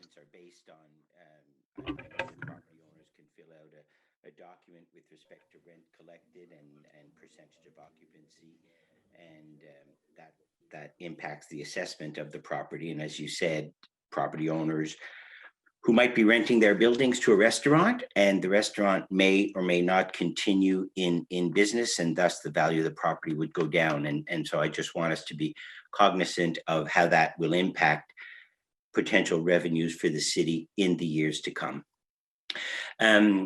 Many of the reports and the conversations have talked about reserves. In the budget documents that you will provide to committees in early November, will you again have the reserve continuity schedule? You expect to be able to provide that? Yes, the reserve continuity schedule will be part of the budget tabling. And will you be able to give, I would ask you to please give some context in terms of the reserves that you will be, the impact on the reserves, the levels they'll be at the end of 2020, and your prediction, your forecast for the end of 2021, and how that relates to past years. Reserves are important. They are there exactly for situations like this, and they should be used, but they should not be completely rated. They should not be completely depleted, a better word than rated. And I would like us to keep an eye on that, because there will be needs for those reserves in coming years. Thank you very much for your presentation today, Madam Treasurer. Merci, Monsieur Cloutier. I think Eli and Jean, if you can take your hand down because it's still showing on the list. Councillor Gower, please. Yeah, thank you, Mr. Mayor. My question is about the budget. Merci, Monsieur le maire. J'ai une question sur les augmentations budgétaires pour la santé publique. Ces augmentations s'élèvent à 2,5. Moi, je m'attends à voir une augmentation des dépenses de la santé publique l'année prochaine. J'essaie de comprendre la stratégie qui sous-tend l'augmentation de 2,5%. Comment est-ce qu'on va atténuer ou tenir compte des coûts additionnels pour santé publique Ottawa? J'aimerais qu'on revienne à l'année dernière, juste pour vous rafraîchir la mémoire. L'année dernière, quand nous avons déposé le budget, eh bien, le gouvernement provincial avait donc annulé le doublement de la taxe sur l'essence. Ça a une incidence sur notre stratégie en matière d'infrastructure. Alors, l'année dernière, on a vu qu'on a dû déplacer 9,8 millions de dollars au conseil, enfin, au transport en commun, et on a utilisé la taxe sur l'essence pour combler le manque à gagner en matière d'infrastructure. L'année dernière, c'était 2,1%. Cette année, c'est 2,5% parce qu'on fait une contribution échelonnée pour qu'on puisse constituer une réserve de 14,8 millions de dollars cette année. Aucun changement. Il y a un changement, bien entendu, au niveau de la cotisation. Pour ce qui est de la santé publique, il ne faut pas oublier non plus qu'il va y avoir des pressions attribuables à la COVID-19 sur eux. Et on pense que la province va les aider un peu comme cette année. Ils ont fait une demande auprès de la province pour combler leur déficit et on va faire la même chose pour l'année prochaine. Et si le gouvernement province ne leur octroie les fonds, alors qui devrait combler le manque gagné? Ça serait la ville? Oui, ça serait intégré dans nos plans d'atténuation. Merci. Une question de suivi. Ce que vous dites est tout à fait valable. J'ai eu des discussions avec le Premier ministre, avec des ministres, et eux, ils comprennent bien qu'on aura besoin de l'aide financière du gouvernement provincial pour combler notre déficit important. Tous les conseils sanitaires font face aux mêmes situation. Notre déficit est plus important parce que nous sommes une grande ville, mais quand vous vous entretenez avec vos députés provinciaux, vous devez faire passer le message qu'on compte sur la province. Et jusque-là, finalement, on a su écouter nos demandes. Le conseiller est là et continue d'exercer des pressions sur son homologue provincial. L'année dernière, le gouvernement provincial a réduit le budget de la santé publique. Avec le recul, ils ont constaté que c'était une erreur. Donc, on va travailler en coopération pour qu'on puisse combler les déficits parce que les coûts vont continuer à augmenter pendant cette pandémie. Merci beaucoup. Alors, le conseiller Houbli, vous êtes le prochain à parler. À vous. Merci, Monsieur le maire. Une question pour Wendy, si vous permettez. Alors, je pense que beaucoup des éléments contenus dans la motion de la conseillère Doudas sont déjà donc dans votre plan, mais la conseillère Doudas pense qu'il va y avoir de nouveaux examens qui seront nécessaires. Alors, des examens des dépenses. Ma question pour vous est la suivante. Alors, avez-vous donc la capacité d'examiner les plans financiers à long terme qui seraient touchés par cette motion qu'on vient de déposer? Monsieur le conseiller, c'est une bonne question que vous posez. Nous avons déjà une échéance pour l'examen des plans à long terme. Vous allez certainement voir une nouvelle version, un rafraîchissement. Alors, il y a de nouveaux plans qui sont en train d'être élaborés. Le plan à long terme pour le logement, par exemple, On va poursuivre notre travail, sauf que ces documents ne seront pas présentés dans le contexte du document budgétaire. Alors, ce qu'on avait déjà, rien ne changera si on adopte cette motion. On n'avait pas prévu un examen de notre statut en matière de transport en commun. Si on envisage de faire des réductions de coûts dans le budget, il va falloir examiner tous les plans à long terme. Donc, vous dites que vous avez la capacité d'examiner le plan à long terme pour le transport en commun au besoin. Oui, le plan d'abordabilité pour le transport en commun. Merci. OK, d'accord. Merci. Merci bien. J'apprécie tout votre travail. Alors, maintenant, le conseiller Brockington. Merci, Monsieur le maire.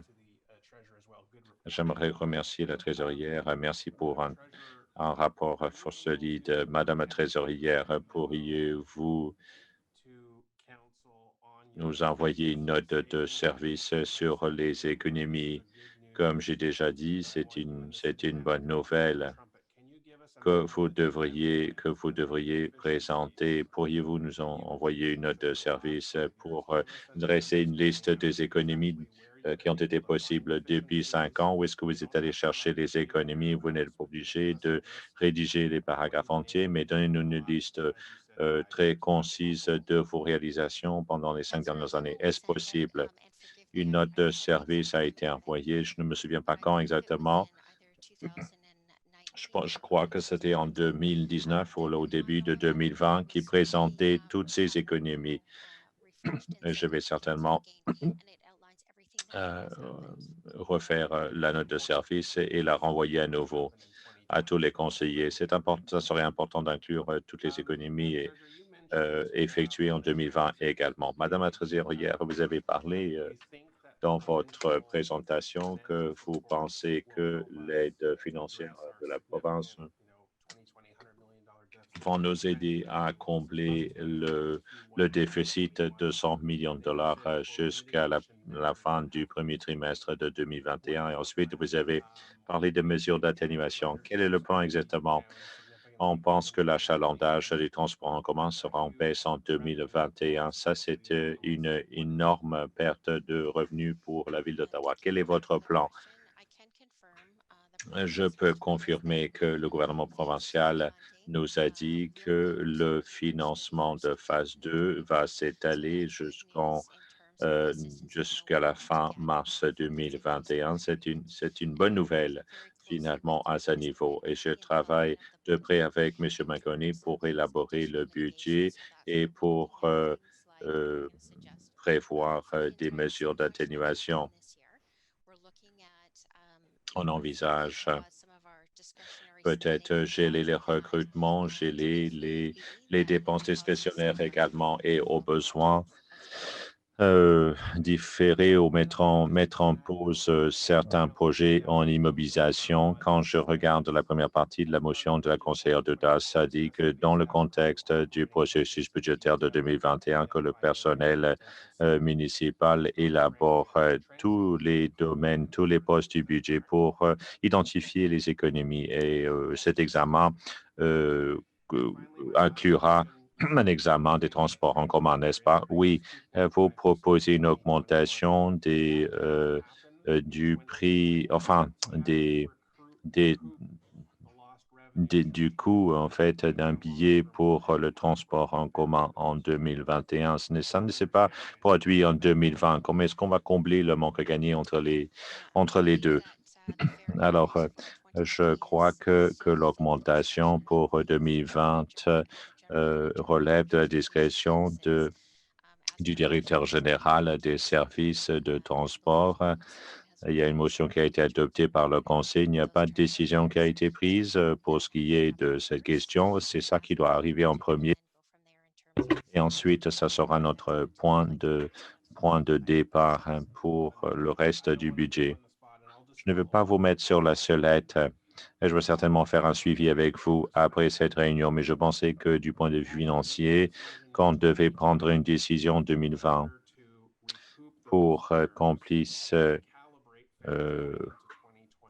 récupérer les pertes en 2020 et pour qu'on puisse récalibrer finalement le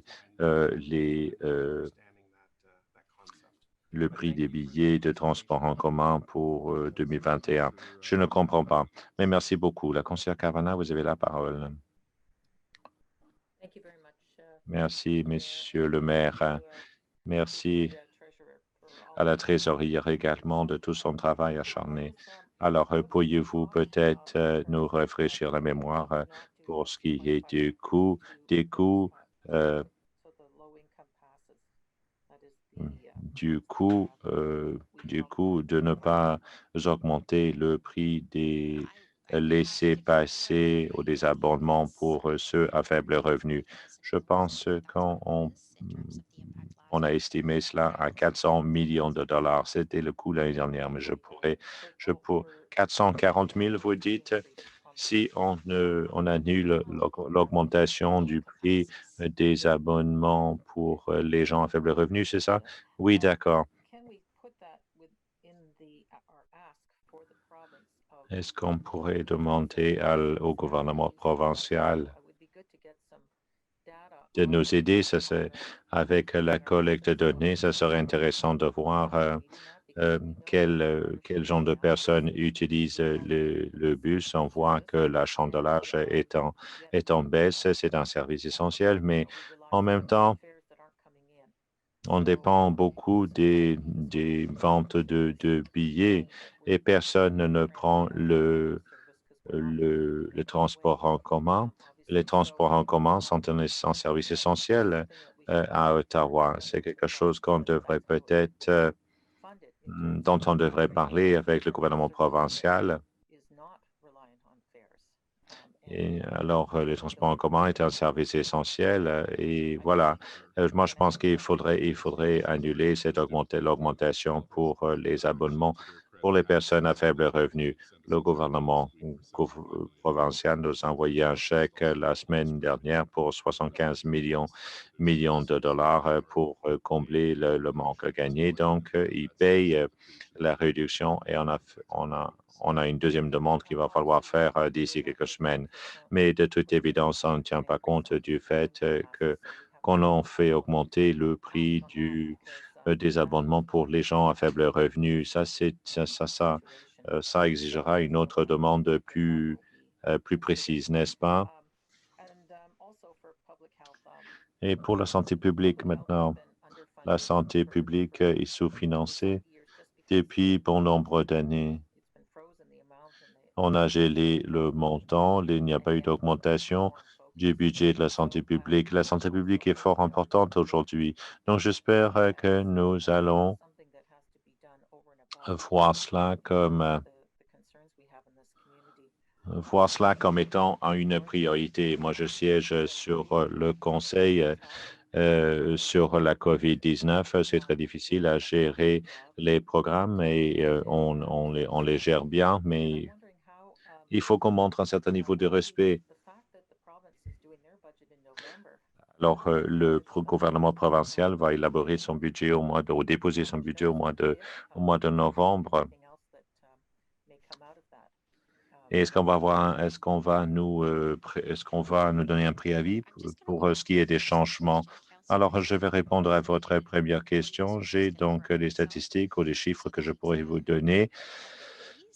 Alors, ce gel nous coûterait entre 175 à 185 millions de dollars pour ce qui est du budget provincial. C'est quelque chose qu'on a vécu l'année dernière. Il y a eu plusieurs annonces par la province. Il y a eu dépôt du budget et certains changements par la suite. Leur budget sera déposé au mois de novembre et ensuite, il va falloir qu'on évalue l'incidence sur nous. Donc, il va falloir revoir le budget et ensuite le comprendre. Ça va être très difficile pour nous parce qu'on dépose notre budget au mois de novembre en même temps. J'espère qu'on va nous signaler tout changement. Merci beaucoup. Merci beaucoup. Le conseiller Leeper, vous avez la parole. Merci, Monsieur le maire. Merci, Wendy, de votre présentation. La présentation fait remarquer qu'une augmentation de 2% est nécessaire pour tenir compte des pressions de l'inflation. J'ai déjà posé cette question, mais je vais la poser à nouveau. Est-ce qu'on doit tenir compte de l'augmentation de l'inflation réelle ou est-ce qu'on s'aligne donc avec l'IPC tout simplement? Alors, c'est difficile d'établir une comparaison entre les deux. On a déjà abordé ce sujet. Alors, il y a une différence entre notre taux d'inflation et le taux d'inflation national. Mais il y a les contrats, les pressions qu'on subit. Alors, l'augmentation de 2% devrait nous permettre de tenir compte de cette augmentation de l'inflation. Alors, les projets sont plus chers. Les compagnies de construction font payer, enfin, facturent plus pendant la pandémie et une augmentation de 2%. Est-ce que ça sera suffisant? On se base sur 2,3%. Ça, c'est donc l'inflation pour ce qui est de la construction cette année. J'ai vu une réduction finalement. Alors, il y a donc un décalage annuel. C'était 1,8 l'année dernière. Cette année, c'est 2,3. On est arrivé à un niveau très élevé en 2019. Ensuite, il y a une croissance plus lente. Alors, c'est basé sur ce pourcentage-là qu'on va élaborer notre budget. Je ne veux pas rentrer dans les détails. Est-ce une tendance ou est-ce juste temporaire? L'augmentation de 2,54%. Alors, combien ça va? Est-ce que ça veut dire quoi en dollars réels? Une augmentation de 2,45%. Quelle sera donc l'augmentation du revenu ou des recettes pour la municipalité? Donnez-moi un instant, je vais vous donner cette statistique. Je veux m'assurer d'avoir bien compris le rapport. Si le rapport est adopté par le comité aujourd'hui, alors en prévoyant une augmentation de 3%, le conseil est-il obligé finalement de respecter cette augmentation de 3%? Monsieur le maire, c'est le greffier qui vous parle. Non, vous n'êtes pas tenu finalement de respecter cette augmentation de 3%. On a cette discussion chaque année, n'est-ce pas? Alors, j'attends le chiffre, le montant de Wendy. Alors, une augmentation de 3% produirait 52 millions de dollars et quelques.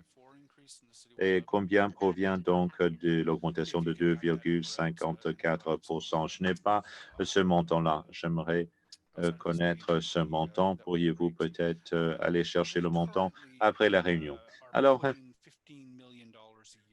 nous investissons 15 millions de dollars dans le logement annuellement. On prévoit un budget pour le logement de 15 millions de dollars. Est-ce possible avec un plafond de 3% dans l'ébauche de budget? Alors, monsieur le conseiller, on travaille sur le plan sur le logement abordable à long terme pour étayer le plan contre l'itinérance à long terme. Et qu'est-ce que ça va faire? Eh bien, ça va donc nous permettre de solidifier le plan d'abordabilité et va nous permettre de prévoir les cotisations municipales et on va devoir tenir compte de l'aide financière de d'autres paliers du gouvernement, le fédéral et provincial. Il y a du travail qui a déjà été effectué sur l'élaboration de ce plan. Nous avons cerné les besoins. Le travail n'est pas encore terminé, bien entendu, mais nous allons présenter ce plan financier à long terme au comité et au conseil pendant le premier trimestre de 2021. Une fois que vous allez voir ce plan, on va pouvoir répondre à toutes vos questions. Alors, quelle est l'implication pour le budget qu'on s'apprête à adopter au mois de décembre? Alors, notre budget va déjà va inclure les dépenses repérées pour 2021 et va respecter les priorités du Conseil. Je ne peux pas répondre directement à votre question. Je ne peux pas vous donner un montant précis, mais vous allez voir cela quand on va déposer le budget. Alors, ma demande au maire, là où nous avons des décisions difficiles à faire, je pense que la crise du logement est en fait une priorité. C'est aggravé par la pandémie, par la crise des opiacés et ça se traduit par des coûts réels pour les contribuables et par les résidents. Seulement un investissement dans le logement nous permettra finalement de contrer l'itinérance dans notre ville. Merci beaucoup, Monsieur le maire. On aimerait également faire en sorte que la ville d'Ottawa reste abordable pour éviter de mettre d'autres gens dans la pauvreté. Le conseiller Fleury, vous avez la parole. Merci, Wendy, d'avoir répondu aux questions. Merci de votre présentation. Je voulais faire un suivi sur plusieurs questions.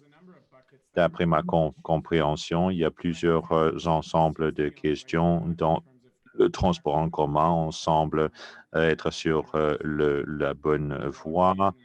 Le gouvernement provincial semble comprendre qu'on ne peut pas réduire notre effectif ni le parc de véhicules non plus.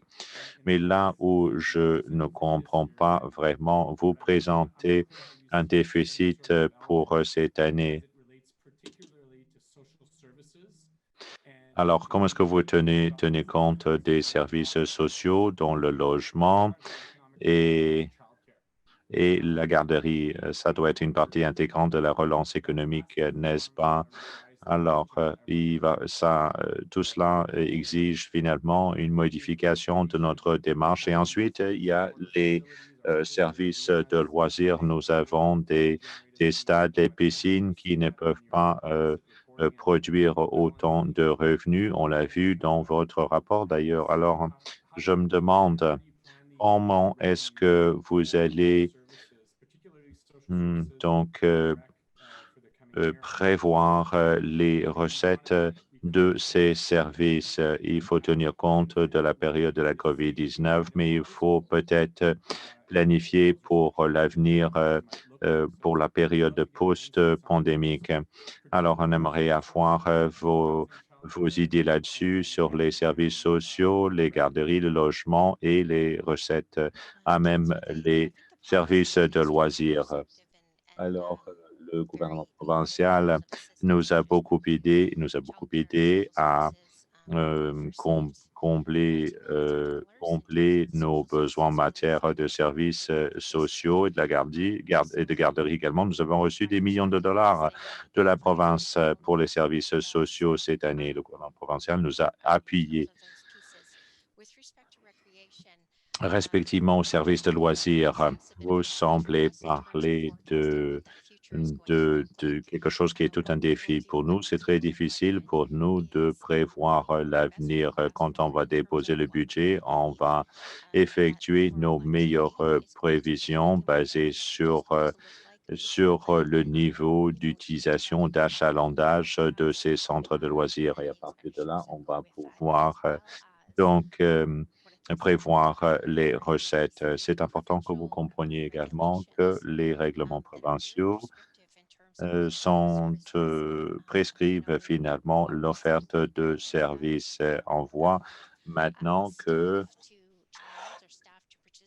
le rapport personnel-enfant est beaucoup plus faible que par le passé et ça va se poursuivre pendant la pandémie. Donc, il faut vraiment qu'on prévoie l'avenir et tout cela sera reflété dans le document budgétaire qui sera déposé. Oui, je pense que la meilleure façon de présenter nos recommandations, c'est par la voie de motion. Alors, comme vous êtes le chef des finances, qu'est-ce que cette motion accomplit? Parce que chaque fois qu'il y a un changement de réalité, vous nous faisiez une mise à jour, offriez une solution pour qu'on ait une certaine marge de manœuvre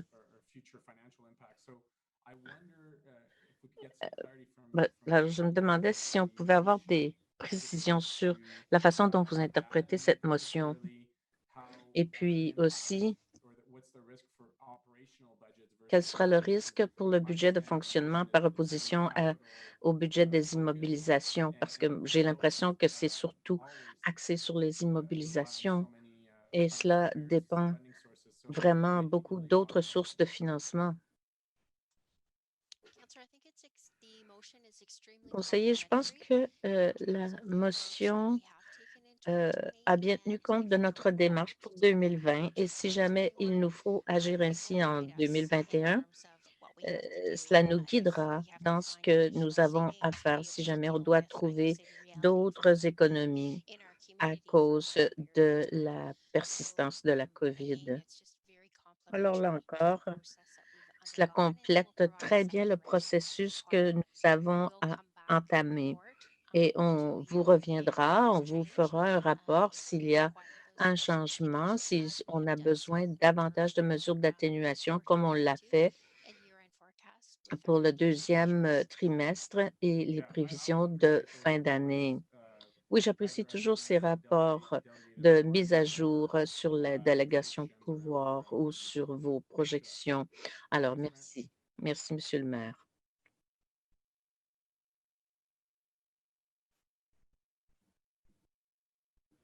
Councillor Menard, please. Conseiller Ménard.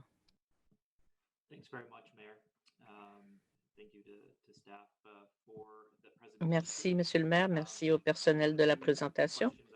J'ai quelques questions seulement que je voulais poser.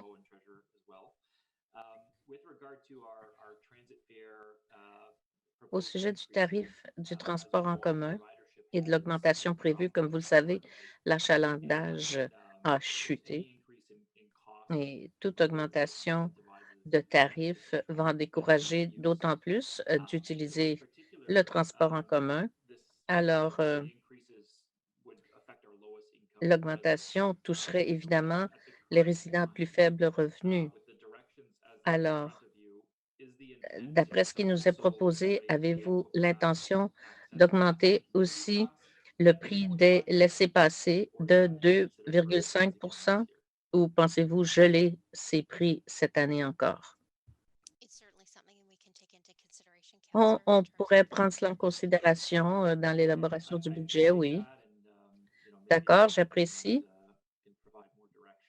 Peut-être qu'on pourra vous donner d'autres directives plus tard, mais surtout, compte tenu des circonstances, je pense qu'il serait logique de garder le prix des laissez-passer. En matière de santé publique, j'ai des questions.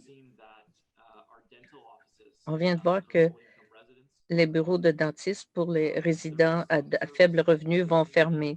Il y a certains services qui seront maintenus, mais on va perdre plusieurs bureaux. Et d'après nos partenaires en santé, il paraît qu'eux aussi sont en difficulté parce qu'ils ont besoin de d'autres services. Pas des services en fonction de la COVID, mais c'est en raison des changements qui ont été provoqués par la COVID et qui touchent d'autres domaines. Alors, je suis inquiet de ce 2,5 sur la santé publique. Je comprends qu'on aura des fonds du provincial là-dessus, mais dans nos dépenses à nous, je pense que on avait ça représente une augmentation de 575 000 à 600 000 dollars en santé publique. Est-ce que c'est ça? Bon, quand on inclut la croissance de l'évaluation et l'augmentation fiscale, ça représente un peu moins d'1,9 million dollars. Donc, je n'avais pas inclus dans le 600 000 dollars là-dedans. C'est bien. Alors, moi, je regarde ça et j'essaie d'équilibrer cela parce qu'on va augmenter le budget de la police de 11 millions. Alors, santé publique augmente de moins d'1 900 000 dollars et le budget de la police augmente de 11 millions. Et ça, ce n'est qu'avec le 3 d'augmentation de la taxe foncière. Alors, ça me préoccupe, cette disparité. Quelle est notre priorité maintenant? Je pense que la santé publique, c'est la priorité du public maintenant. Alors, il faudrait peut-être changer un peu notre façon d'affecter nos crédits budgétaires et c'est quelque chose que je vais certainement poursuivre au cours des prochaines semaines. Au sujet de la motion d'audace, vous avez répondu à plusieurs des questions, mais ce que je crains, c'est qu'on ne veut pas retarder des projets qui pourraient en fait aider les gens pendant cette crise. Donc, qui pourraient nous permettre d'offrir plus d'activités, par exemple, dans les aires ouvertes, dans les parcs, le logement abordable, c'est le genre de choses qu'il faut protéger de cette motion.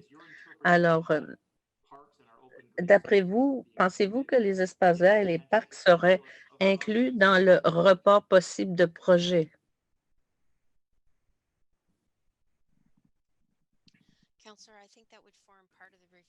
Ça pourra faire partie de l'examen quand cet examen sera fait.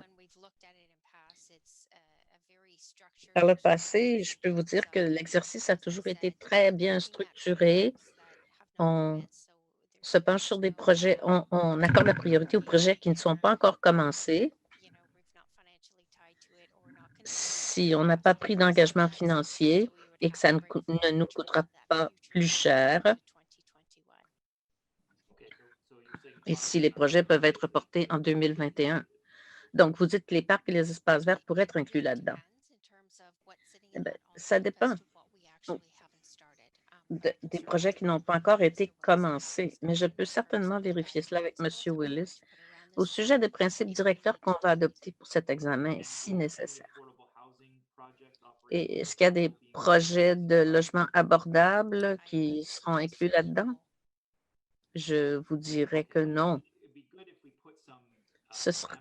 Donc, ce serait bien qu'on ait des paramètres autour de tout cela parce que la motion est trop générale. Hein? Le diable est dans les détails, comme on dit. Alors, Yes, agree. toute modification ou compression du budget devra revenir devant le Conseil de toute façon. Ce n'est pas une option générale comme cela il faudrait que ça revienne devant tous les membres du Conseil. Oui, je comprends, Monsieur le maire, merci. Un dernier point, peut-être une directive maintenant pour le personnel. Si vous pouviez, s'il vous plaît, remettre au Conseil le montant du budget total pour la voirie en matière d'immobilisation, donc et en matière de fonctionnement. Madame la trésorière, il y a une déléguée qui a dit que le tiers du budget était pour les travaux de voirie. Pouvez-vous nous dire ce qui est inclus dans la voirie? Ce qui a été inclus en 2020? Oui, Monsieur le maire, c'est à peu près 150 millions de dollars. Pas du tout près des 800 millions suggérés par M. Haché. Non, les 800 millions auxquels il faisait allusion, je pense que c'est le budget d'immobilisation total de l'année dernière qui était de 813 000. Et ce n'est pas exclusivement pour la voirie.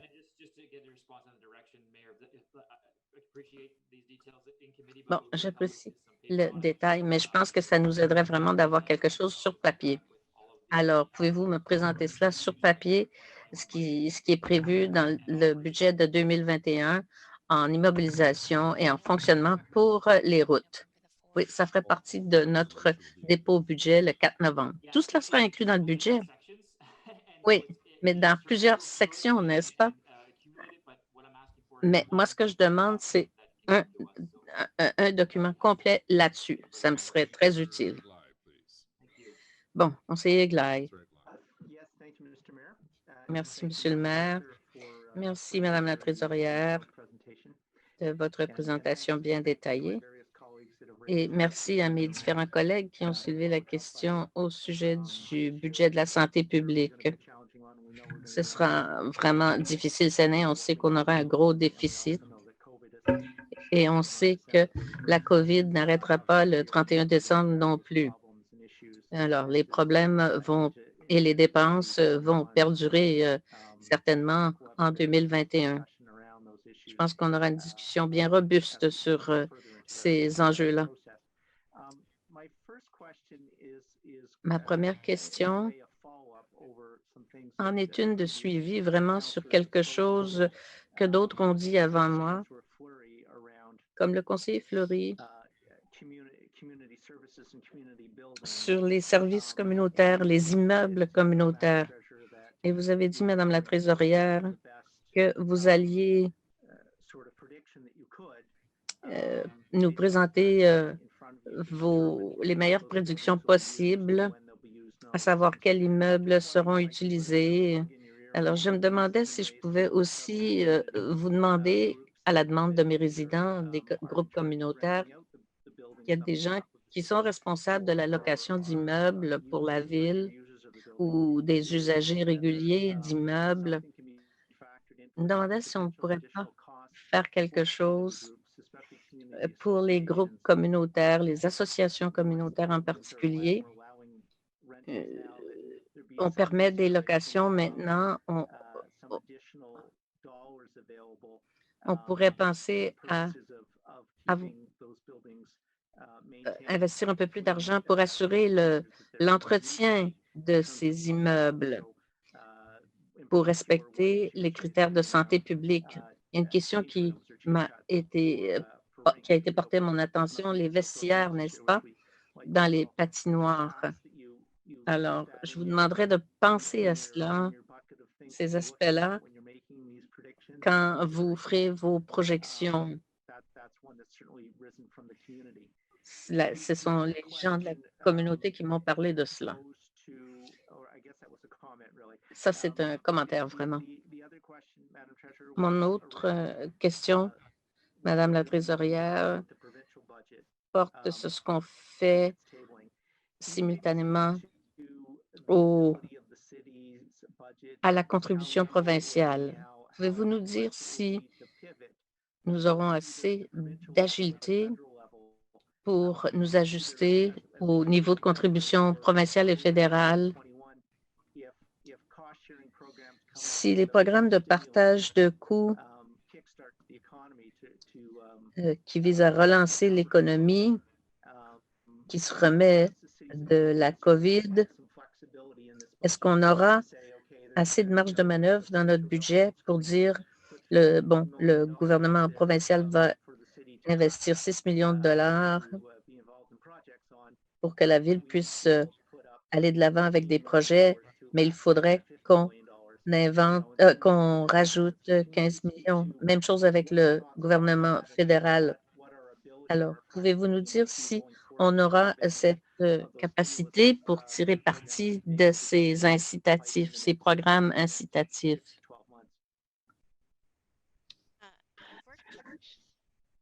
Closely with Mr. Willis in terms of putting sort of that list of potential stimulus. On va élaborer une liste, M. Willis et moi, si jamais un ajustement était apporté. Alors, on attend vraiment de voir ce que le gouvernement fédéral ou la province feront. Ils ont fait quelques annonces déjà, mais on n'a pas de détails bien clairs sur ce que cela représente pour nous, sur le fonctionnement du programme, sur nos investissements, s'ils seront similaires à ce que l'on a maintenant en place. Alors, mais c'est certain qu'on tiendra compte de cela. Alors, vous avez confiance que ce sera pris en considération dans votre budget automnal? Oui, ça devrait aller. Bon, merci. C'est tout, conseiller? Oui, c'est tout. Eh bien, merci à tous de votre contribution. Merci, Wendy, des questions. Bon. Moi, j'ai demandé au personnel de veiller à ce qu'on gèle les laissez-passer pour aider les personnes vulnérables de la collectivité. Alors, c'est une directive que j'ai déjà donnée au directeur général et au directeur des transports. Alors, je voulais simplement vous dire que ça a été fait. Alors, nous avons la motion de la conseillère Dudas. On est en comité, pas besoin de commotionnaire. Alors, sur la motion de la conseillère Dudas, adopté. Et sur l'orientation budgétaire, le calendrier et le processus de consultation présenté par le personnel dans sa forme modifiée, adopté. Conseiller Fleury, vous aviez une question sur le plan stratégique de la ville. So wanted to follow up. I guess there's two.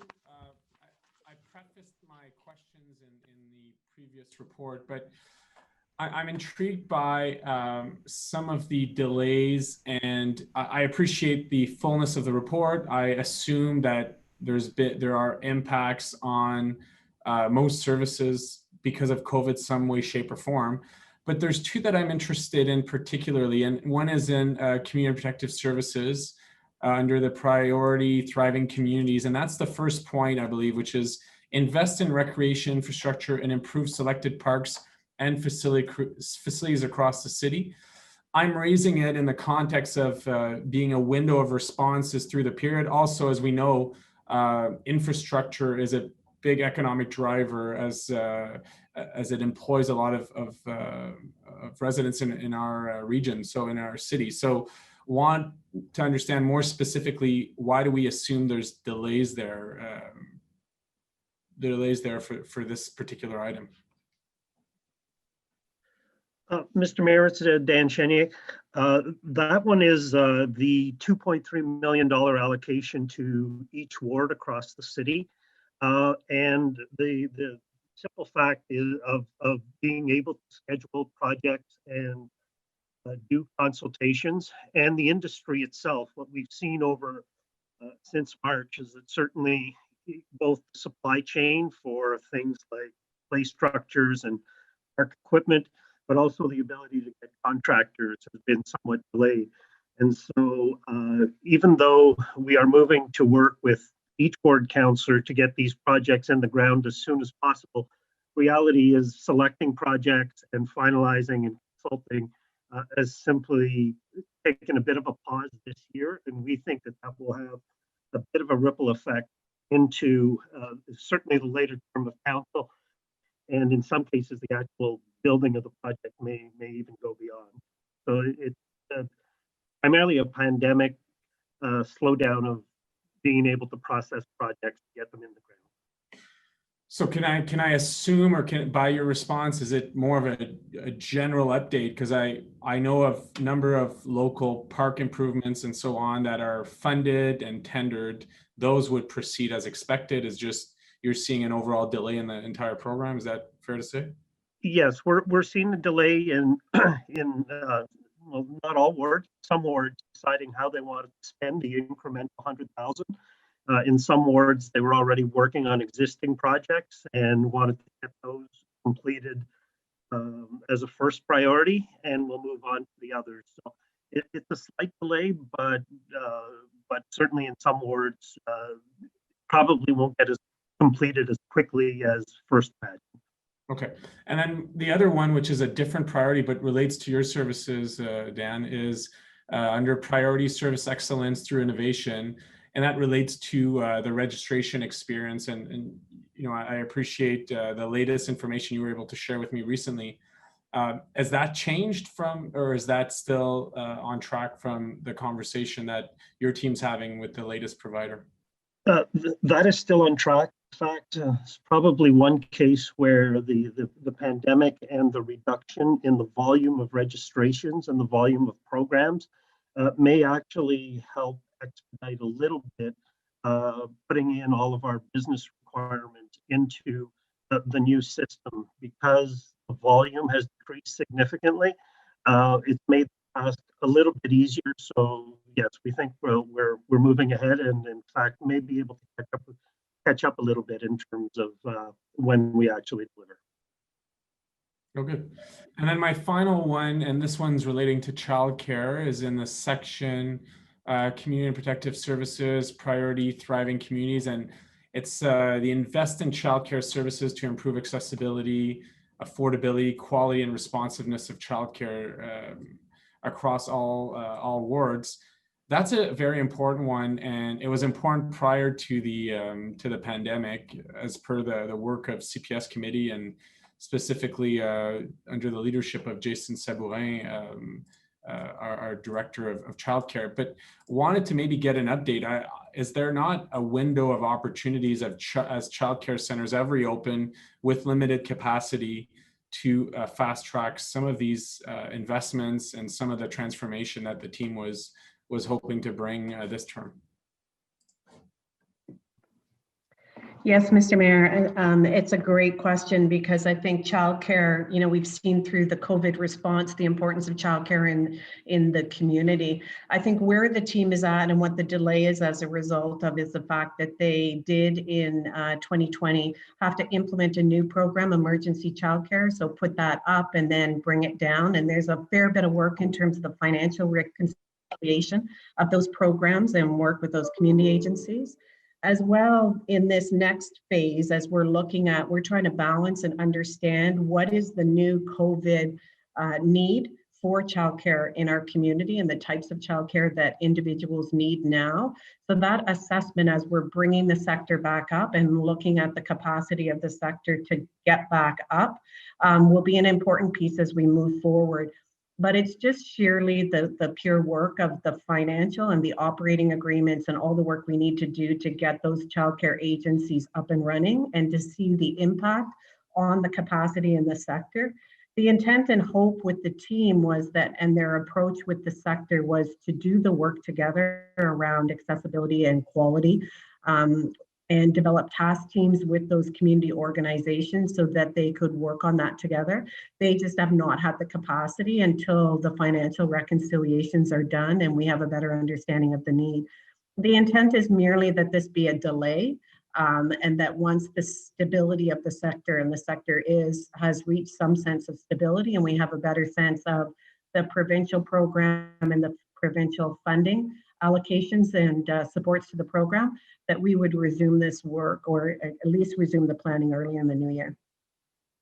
Good. Maybe on that point, we're seeing with the federal throne speech some interest in childcare, and that's great. But I view that as we still need to achieve our strategic plan on childcare, and if affordability comes at some point in time through senior levels of government approach, then we sort of plug and play into the current cost. But the bricks and mortar and some of those spaces are most challenging currently. Agreed. Okay, thank you, Councillor. Councillor Suds, please. Thank you, Mr. Mayor. Just one question and one comment here. Looking at, I guess, in document 1, page 9, under the priority of integrated transportation, specifically the comments, the action under the priority was to start the process to negotiate with federal and provincial levels of government for funding for LRT to Canada, Stittsville, and Barrhaven, so stage 3 LRT. And the update states to be confirmed, which I'm sure, as many can appreciate, this is very much a big priority for myself in Canada, and I'm sure for other councillors around the table that are impacted. So just wanting further explanation around, I guess, the lack of update on this item.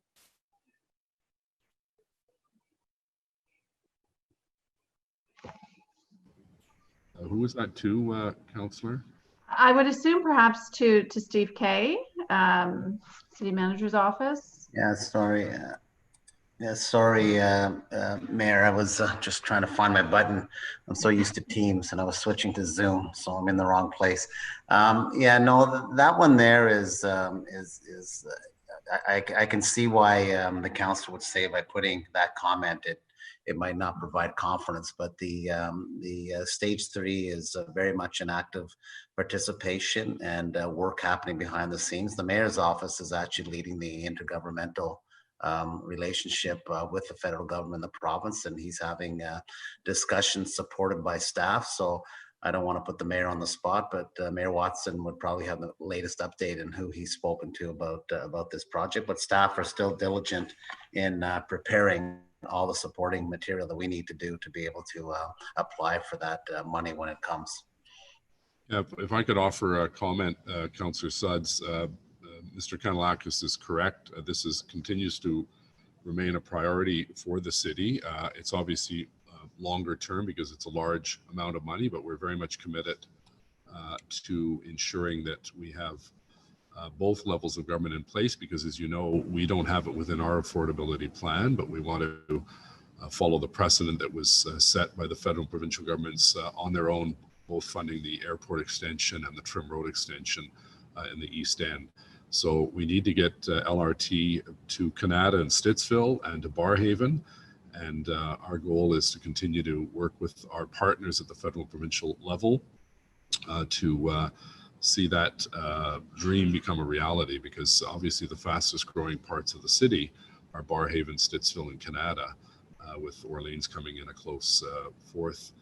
And we have to make sure that we have the kind of balance to the transit system going farther west and farther south that we'd envisioned when we put stage 2 together. So that's where things stand, and we'll continue to push forward. And any news that I have, we'll share with members of council and the public.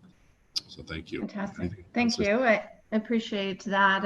As I mentioned, obviously a very important priority for many of us. So appreciate the update.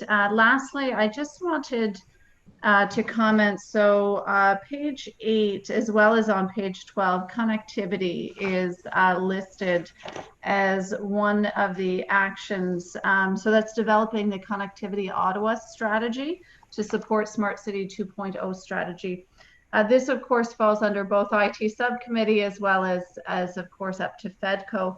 And I just wanted to comment how I think that this particular priority has grown so much in importance as a result of COVID and the reality that so many in our city are at home working or being educated, students as well. So that reliable, affordable connectivity being more important than ever.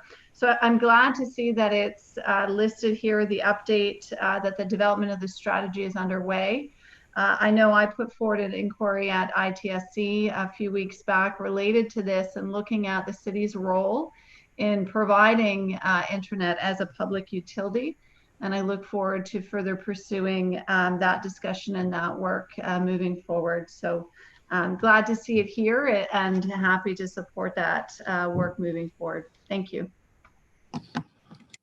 Okay, thank you, Councillor Menard. Thanks very much, Mayor. Just one quick comment here. Mayor, you had previously brought forward a motion around the electrification of buses. Councillor Suds followed that up with a motion during our strategic planning meeting to include this in the strategic priorities. I'm not seeing it as listed here within the strategic priorities. So that's the first question is where is it? And then the second question is are we on track with that priority? What is the update on the move towards the electrification of buses in Ottawa? Yeah, I can comment on that. It was a commitment I made in the election campaign that we have a pilot project.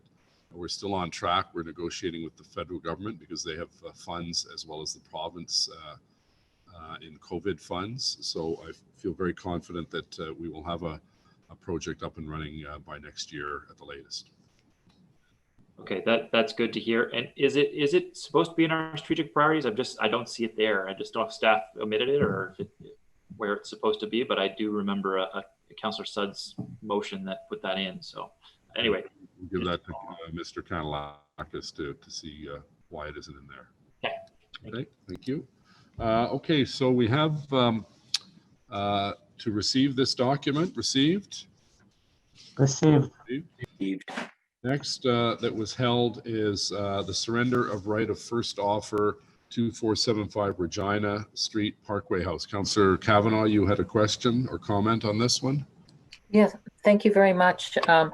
Yes, when this came up, this is a property that the city purchased in 1978 for $178,335, and it's been used for physically handicapped persons, 12 residents. It's a facility, and it's come across hard times, and we had the first right of refusal. I'm just expressing my disappointment that we weren't able to be a partner in this, and that in terms of using this possibly for affordable housing for the future, along with accommodating these residents. I appreciate that it's very expensive right now, but there is a purchaser who is coming along, and I hope that that the residents will be accommodated. I've spoke to the Parkway House and understand that there is an agreement that the residents will be looked after. This is a beautiful piece of real estate, so I hope we'll keep that beauty there, as well as looking at possibly doing more than beyond the accommodating these residents, and look at an opportunity to work with the developer on possible affordable housing in the future as well. It's not often that we have a piece of land that is relatively close to transit. It's about 500 meters from the Lincoln Field Station, and so I'm hoping the best for the future. So I just wanted to express my disappointment that we weren't able to use it ourselves, but I'm hoping the developer will make good use of it in terms of the needs of our residents. Okay, thank you. On the Councillor El-Shantieri, you want to talk about the Carp Airport? Yes, Mr. Mayor. Okay. So we just have to pass number 9 on number 9 carried. Okay. Carried. Is Carp Airport, Councillor El-Shantieri, please. Thank you, Mr. Mayor. And I'd like to, if Don Herwire on the call, to explain to us why this report in front of us in a time like this. Is there's a need for review, or this report is a runway for another bigger, better upcoming? I'd like to know that from staff. Mr. Mayor, if I may. Yes, thank you, Mr. Mayor. Thanks for the question, Councillor. Yes, as the report outlines, the current agreement will expire next March. So negotiations are underway with the current operator, West Capital Developments, and we just felt that it was better to provide members of committee and council with this background information. A lot of members would not have been on council at the time this deal was struck. So the information report basically gets everyone up to speed, and then we will be reporting back before next March on hopefully a revised agreement. And when you say hopefully and revised, so before we reach to the revised, the reason I'm asking also to the benefit of my colleague on the committee, I'm getting a lot of email and complaint sometimes from the AD, some pilot who use the Carp Airport. The original agreement all along was, yes, the city is not in a business to run an airport, and surely to God, we weren't good at it. So we had that agreement with Capital West, and now I seen it's going to be some revised, and I'm wondering, have you reached out to the AD or so pilot and talked to them? Because I know the city is not operating the airport, but surely to God, we have conditions there. The operator of the airport, not just to come in and benefit from the land they develop in that area and ignore the airport, as we've seen some of the picture of the runway and some of the deterioration of the operation. So where is the city stick in this matter to be able to force the operator to operate in good faith and keep the operation up to satisfactory? Those questions, I'm not sure, Mr. Herwire, in for today's report. I know you're trying to lay history in this report, which is great, because I think there's only 3 of us on council from that era still around. That's a good report to have as introductory, but I'm more concerned about the upcoming, and if there is a dialogue open with the pilots of the CARP airport. Thanks, Councillor, for the question. I will be speaking to Mr. Moody in terms of next steps. I know we do have representation on the board, and we attend regular meetings in that regard in terms of operations, and have a fairly good open dialogue with West Capital. So I will speak to Mr. Moody's team in terms of next steps and how to engage with that user group that are particularly invested in the airport. And Mr. Herwire, do we need an outsider help if we are to open the CARP? Because I have to tell you that agreement, it took us from 2000, I think, till 2007 to reach what we have in place now. And now you're saying we need to revisit that. And my concern is, from what I'm hearing from the pilots, are really concerned about the upcoming. Does the city need to hire someone so can help us with the review or the opening of that agreement?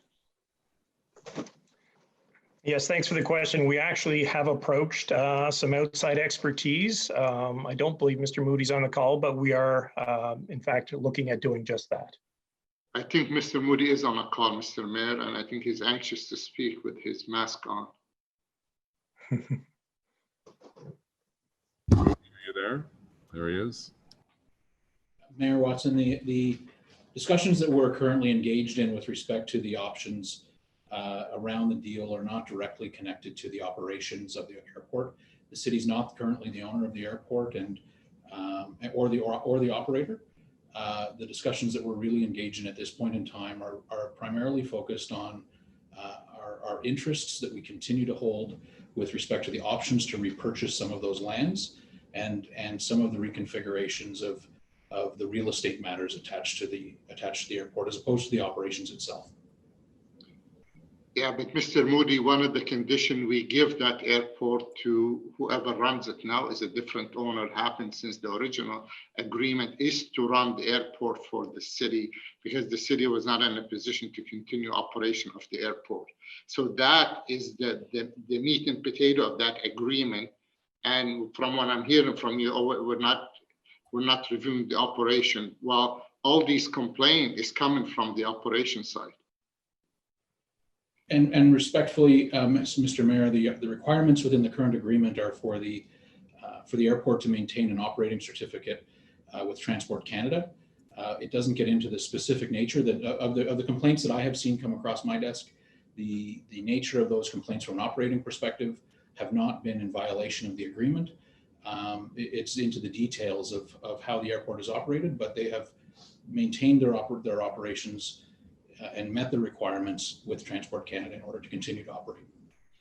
So, Mr. Mayor, I would like to ask staff, I'm not sure whether Mr. Moody or Mr. Herwire, to make sure they engage the pilots or the group of pilots who organize themselves now, and they have a organization to engage with them on a process, because if the current operator of the airport they're not interested in, I believe the pilots are willing to take over and start that negotiation. So I would like them to be included so we can close the loop, and any requests come from them should whether go to you or Mr. Herwire, that I would like them to be engaged in this process. Mayor, we're happy to engage with them. However, it should be noted that the city doesn't own the airport. And in order for someone to take over the operations of the airport or to take over ownership of the airport, they're going to have to work with the owners unless the city, unless the council wants to direct us to move forward to reacquire the airport lands. We're not requiring the airport, Mr. Moody, and you know we're not requiring that, but what we are asking the people, we give them the airport land. One of the conditions is to operate the CARP airport. If they don't want to operate the CARP airport, to a standard where it could be operational for safety and other. So that's something the city need to look at. So I think, you know, you heard enough from the pilot. I've been sending you enough information from them. I would like somehow to engage with them on the process and to be transparent about it with them. And we are happy to engage with them. I just don't want to leave an expectation, Councillor, that we have an ability to influence who's going to be the owner or operator of this airport. The owner in their current state has been meeting their obligations to operate the airport under Transport Canada guidelines. Okay, anything else, Councillor? No, but Mr. Mayor, I would like Mr. Herwire to seriously consider an outsider support with this application, because I have to tell you, Mr. Mayor, it's more to come than this report we have in front of us today. No, I realize that, but I think as Mr. Moody has said, Councillor, we don't own the airport anymore. So it's, you pay the piper, you call the tune. We can't call the tune on it. So staff have undertaken to do their best to use their persuasion. But at the end of the day, you're not interested in buying back the airport so we can make these decisions. And I'm not interested. We don't have the money to do that.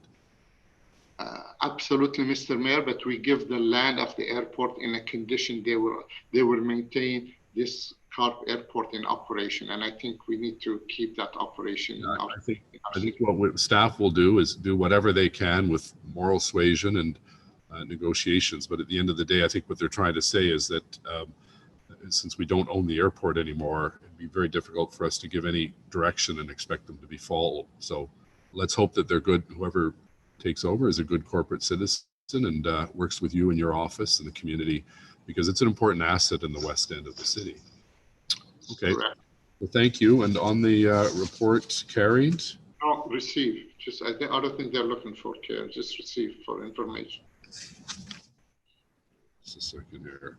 Yes, I'm sorry, received. Next is, let me just see here. We've got no in-camera items. Information previously distributed as listed. Notices of motion at a subsequent meeting. Anyone have a notice of motion? No. Any written inquiries, Madam Clerk? No, Mr. Mayor. Other business and adjournment. All those in favor of adjournment?